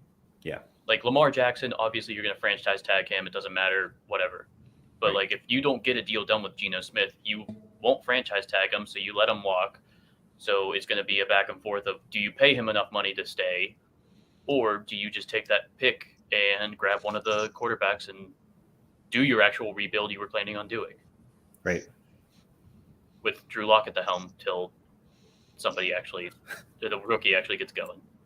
It really depends on what happens with those first 2 picks with Houston, because Houston's probably taking a quarterback, and Yeah, but Well, I Chicago. guess Drew Lock is also a free agent, but he I would know be a that lot easier to you guys re-sign. joke around. We don't know what Chicago's going to do. They'll probably mess up the pick. But let's just say hypothetically they trade back for a quarterback needy team. Seattle stays at 3, Sure. and they don't keep Geno Smith. Then do they go with Levis? Do they just say, all right, we'll take what's there? Or I think then So- you do Anthony Richardson and then just find a bridge type, find a Mitch Trubisky type or a Teddy Bridgewater type or a Jacoby Brissett type. it And just let it seems go. likely that they'll give the Geno Smith a bridge deal, a very expensive bridge deal, and maybe go quarterback. Who makes If more money, one they Geno like. Smith or Daniel Jones? Daniel Jones. Daniel Jones would be my Yeah. my pick for that. But Seattle does things Smith differently. played better. And I believe he's also younger. Is Oh, I yeah. think it's by much. And it's not by much. No, but I believe Daniel Jones is like 26. Daniel Jones is 26. Geno Smith is 33. Yeah. Oh, geez. I didn't know Yeah, he yeah, was yeah. I That's knew that's that was- people forget Geno Smith's been in the league for like Forever. Yeah. Like I Geno thought he Smith was is more closer like to our 29. age than he is. I thought he was like 30. Yeah, no. Yeah, Yeah, Daniel, never mind. That's Next way too big season, of a gap. Geno will be 33. Daniel Jones will be 26. right. Okay, yeah. Daniel's getting way more money. Daniel's going to get Oh, a significant, Much more. significantly more money to try and go be the guy for at least 4 years. Would be my guess. You Maybe know what, 3. good for him because everyone wrote him up as a bust, and Brian Dable 'Cause he pretty much was. saved his career. Oh well, hey, the jury's still not out on that. Just because he's going to get a Well, lot of money he's- does not he's flipped- mean like that's I don't know. nothing. He's changed a lot of opinions because I think the jury seemed out on him, but Well, that's why I'm saying it's that Well, he has, because I was of the mind that there was zero chance he would Yeah. ever, after this season was over, he would ever play football for the Giants again. And now I'm not actually sure. mhm. The Not stuff that's actually going for him convinced. This year What's that? is the stuff that's going for him this year. Like, yeah, he had a lot of fantasy points, but he didn't actually play good, real football the entire season. Right. But he also had the hodgepodge of whatever we want to call his wide receiver room Right. as his option. Literal nothing. The island of Yeah. misfit toys. So he has like an He didn't excuse care. as being like, well, yeah, but look at who I was throwing to. Like Daniel Bellinger became one of my favorite targets, and he was out half the year with an eye injury. And Richie James. yeah, like Isaiah Hodgins. return man Richie James and Isaiah Hodgins, who caught his first pass like this Yeah. season. Practice squad Isaiah Hodgins. Like And yeah. Darius Slayton. Let's not forget him. Wandale Robinson there for a minute. noted bust. Darius Dan- Slayton. so Daniel Jones had 15 passing touchdowns and 5 interceptions. So Cool. all right with the ball, and he had 7 rushing touchdowns. Yeah, that's Like I what said, helped too. Diet Josh Allen. That's what he did all year. That's how Dayball wanted to use him. It's like a diet Josh Allen that you like opened up and left out a little bit too long, where it Yeah. got flat. That's why Yeah, it's Josh Allen exactly. 0. Yeah. That's Josh even Allen better. Like he should have to wear 0. He should Right. have the actual patch for that. Yeah. It's amazing. It's Josh needs to do- Allen 0, but there's like an accent over one of the E's for no reason. Yeah. It's it's like, you know how they sell that It's an off-brand of the off-brand. what is it? You know how they sell that like LaCroix water? Yeah. And the names that people have come up with those where it's like hint of strawberry. Yes. Like that's Daniel Jones. Hint of Josh Allen is like what that it's like my other favorite one of those is like it's like a strawberry but with low battery. Yep. That's kind of what it is. But it's funny because Daniel Jones, like for all the things we talked about this, how many years have we talked about this in a row, Steve? What did he have this year that kept him that I think kept him alive? He had Saquon. He had that running game. You and I did those splits years ago where it's like Daniel Jones with quality running game is X level quarterback. Daniel Jones without a quality running game is way below replacement level. And he needed a good year and he got it because Saquon played like Saquon. So I think wherever he goes, if he has people that are smart that are talking to him, wherever he decides to go, make sure they have a quality running game for you, Daniel. Like don't go somewhere and think I'm going to be the guy and I'm going to Yeah, gunsling. I mean, you're talking it. about And Tennessee. I mean, that's why I was saying Tennessee. With That's why I had the Tannehill, thought. Atlanta. Tennessee would make a lot of Yeah. sense. If you wanted to maximize your career and you're Daniel Jones and you want to win some games, go play with whatever's left of Derrick Henry for a couple years, and then go somewhere well, I else. mean, even we're talking about Seattle.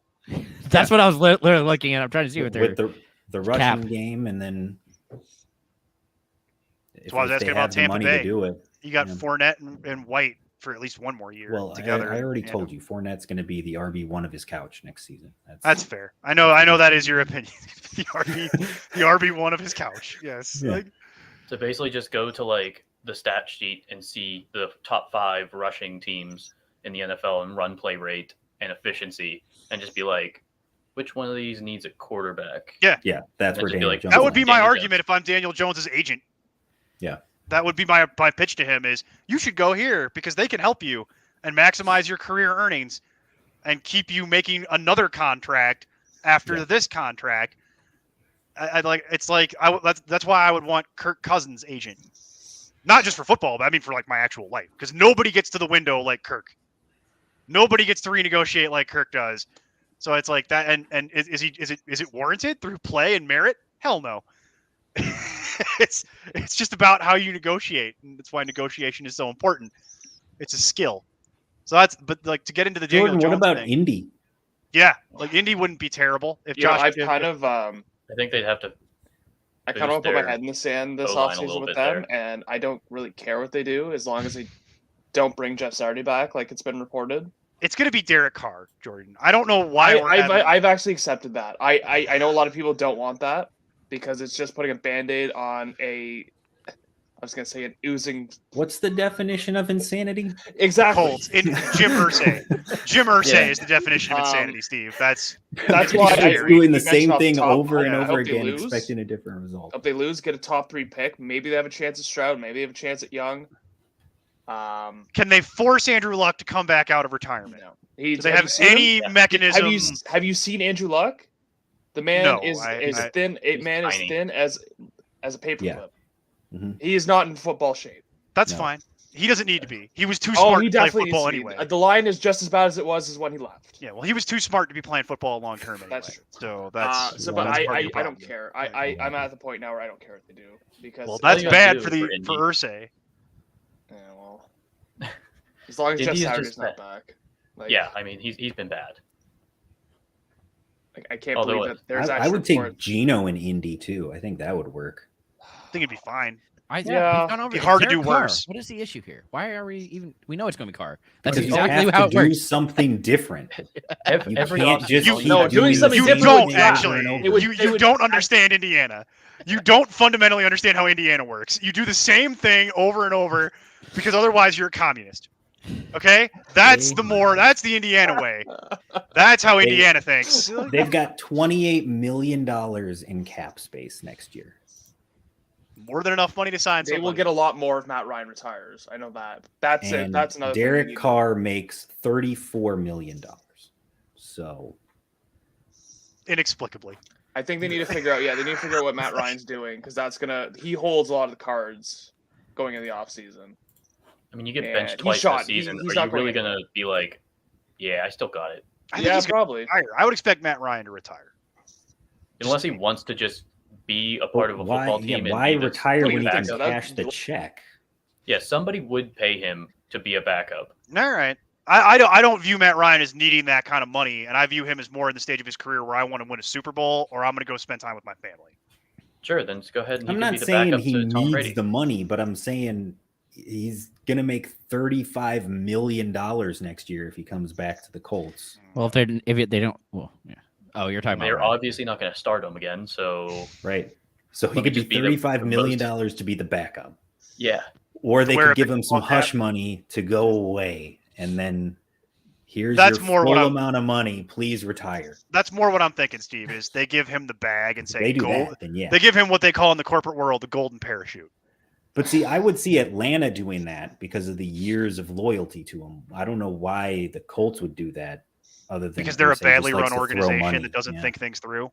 That's fair. Chris Ballard So, did some 'cause- good stuff for a while there. Yeah, I, but I you're don't honestly you're know what he did that well. Okay, well, it looked good at the time. right. Remember, He- Mike, perception is reality, as we know. Exactly. It is not. It is Mike, exactly to how answer that your works. question, he hit on a few draft picks, I mean, That I'm worked guessing he out. did Nelson, which who was wasn't really, considered, but it was like considered one of the best offensive That line was, prospects in that was history. paint yeah. by numbers. You can't well, give him another credit thing for too. Nelson. Getting to that pick, so they had the That's third pick. painting by fleeced, numbers. They fleeced the Jets for them to go That's against easy to Darnold. do.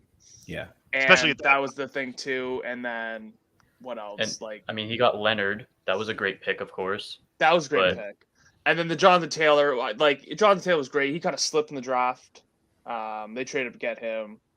Other than that, Yeah, I don't like all of his free agent type contracts have been. like Kenny Moore, like something like that. Kenny Yeah. Moore's fallen off a cliff. Free agents But- have been awful. He has not been able to figure out a QB. Yeah. That's been the And knock on him. it all came And to a the head O-line. when he was very arrogant, and they had no. I can go into this all night, but no left tackle, no receiver depth, no I just corner can't wait depth. for the Bears to have $30 million more than anyone else in free agency and sign no one. That's It's gonna what's be great. nuts. They have so much more money. They're like the They're Colts gonna from a couple re-sign years Chase ago. Claypool. He's only got 1 year left of his deal after this year. Exactly. Like this is the You don't wanna window look where it's terrible. like we need to win now with Justin Fields on a cheap contract, and they're Yeah. probably going to be the organization that's like, hey, give him an extension now. Let's just pay him $200 million right Broncos style. Give him a Yeah. 5-year deal for no reason and fully guarantee it and shoot yourself in the foot. Yeah. The Bears, if they're even remotely intelligent, which is, That's is what it questionable. is. Yeah. They need to fix that O-line. Because that Because O-line, Fields has had what 3 injuries that have made him miss games this year. 3 Right. different injuries that have made him miss games. Yes. I just go back to Steve, our private Discord. And remember we had that breakdown, that lovely gentleman who did that breakdown of the Bears O-line. And he's like, okay, everyone's wrong. Like Yeah, you that's could hear the crazy. frustration where he's like, okay, the left tackle's wrong, the center's wrong, the right guard is wrong. That's right, Polo. We're doing it. Bring him out. That's right. Bring him out. Do they BYOB. have Wi-Fi there? No, yeah, they do, and BYOB for that, by the way. But don't worry, they got it at the Buc-ee's, so you don't have to go. Yeah, It's it's easy. in the You back just too, buy it so you're there. good. Yeah. I Just buy it and saw leave an it in the Instagram cooler. post of a Bucky's, and it was kind of like it was. I don't know if it was a TikTok on Instagram, whatever. But it was like, oh, like England has castles, but America has these, and it was a Bucky's. Yep. 100%. Not You don't wrong. understand unless you've been there. Like what an Sounds what an good. icon it is. It is the white trash Yeah, Buckingham I agree, Palace. Neil. They traded their second round pick for Claypool for no apparent reason.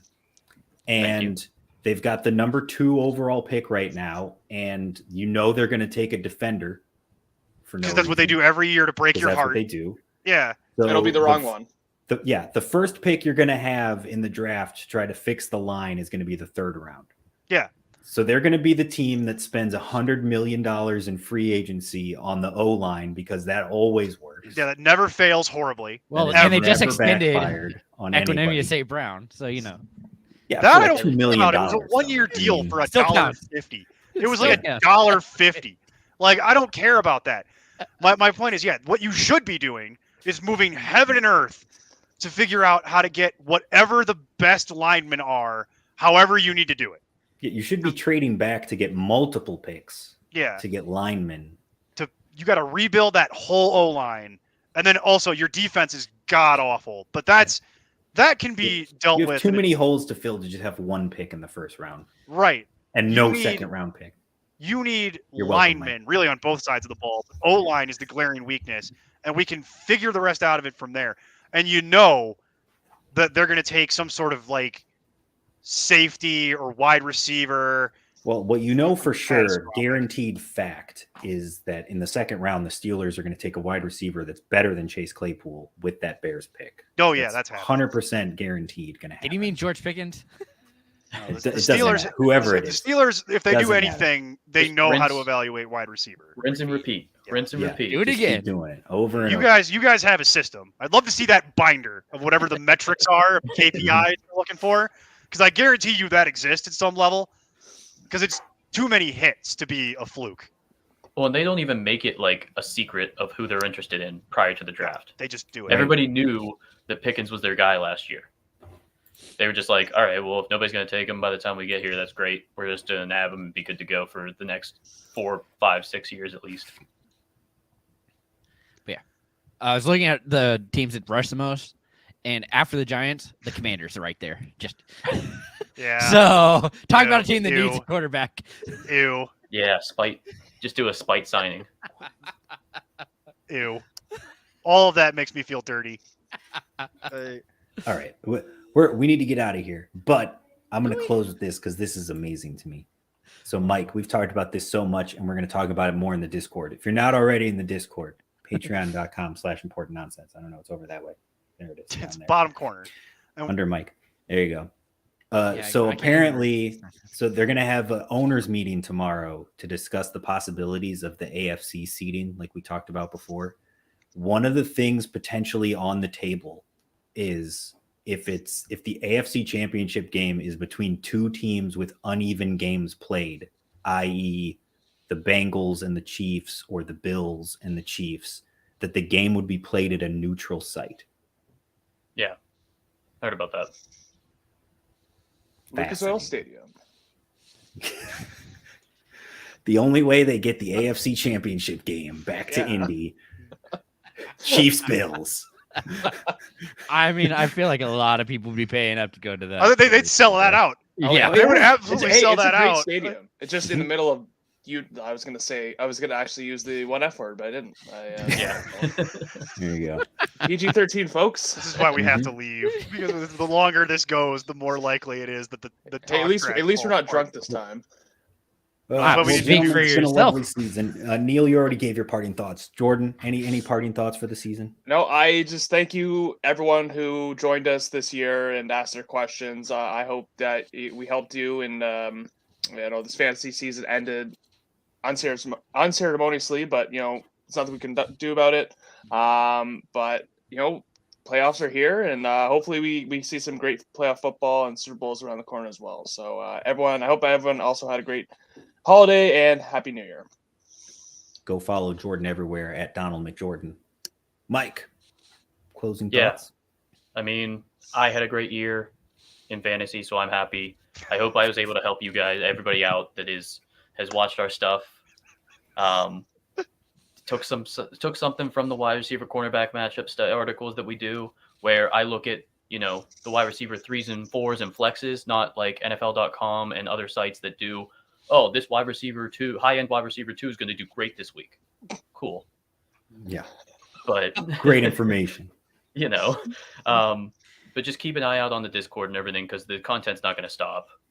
We're going to keep with the draft and combine stuff, everything else, pre-draft coming up, anything dynasty, and even Gambling, daily gambling, gambling. We got gambling that for the NFL playoffs. as you we know will you see want it. pretty soon here Yeah. on the next show that will be coming up shortly. If you stay Super on Bowl here, squares again. So if you guys want to get in Yeah. on that again Ooh. through the Discord, but been a great year. So thanks for being a part of it with us. Nerd Man.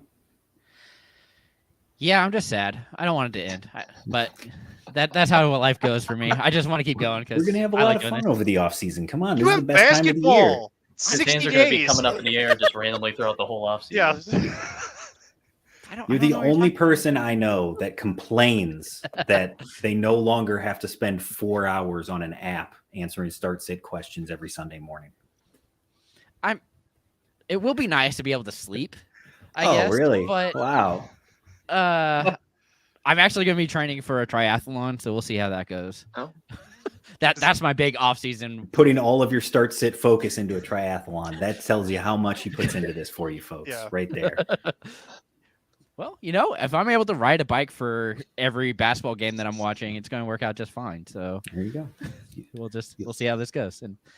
But yeah, I'm just I'm happy that I hope help more than we hurt people this year.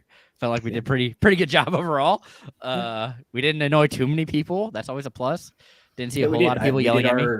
We did our survey numbers with our patrons and came out extremely positive on all that. So Yeah. return on investment. We only had, I think, 4 people who said they didn't at least get a return or a profit from investing in our website. That's So all we care about.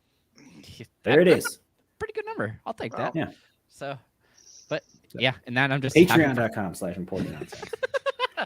Right down there. Get your gambling picks. Get your college basketball March Madness starting here in about a month. Oh yeah, that's gonna be fun too. But I'm just excited for everybody that we have on our squad. Mike clearly does an awesome job. Jordan is great at it. I'm happy that Neil has been, I guess, a part of Roster of the People all season. I guess a part. you Yes. said. I guess. I guess a part. I love you too, Jason. I love you too. He's only been hosting the entire season, but I guess he's been a part of it. He's Jason, I been do your fine. performance review every year. You know that, Sort right? of been. You haven't forgotten that I Yeah, literally yeah, do yeah. your performance evaluation. Okay, all right. Well, this helps, right? I this is going to move me up. I don't know I'm about showing that. you love right now. You're Don't welcome. know about that. I don't think you're doing what you think you're doing. Hey Polo, you wanna be on Roster the People next year? Throwing out You're there in. to you, buddy. But yeah, All right. I'm just happy that we did all this, and this is always fun. So thanks so much, But guys. again, stick around. The betting guys coming up next. Get some Appreciate money. y'all being here. Hop in that Discord, hang out, have fun with us this summer. And until, for football wise at least, the draft for everybody here, keep up the nonsense.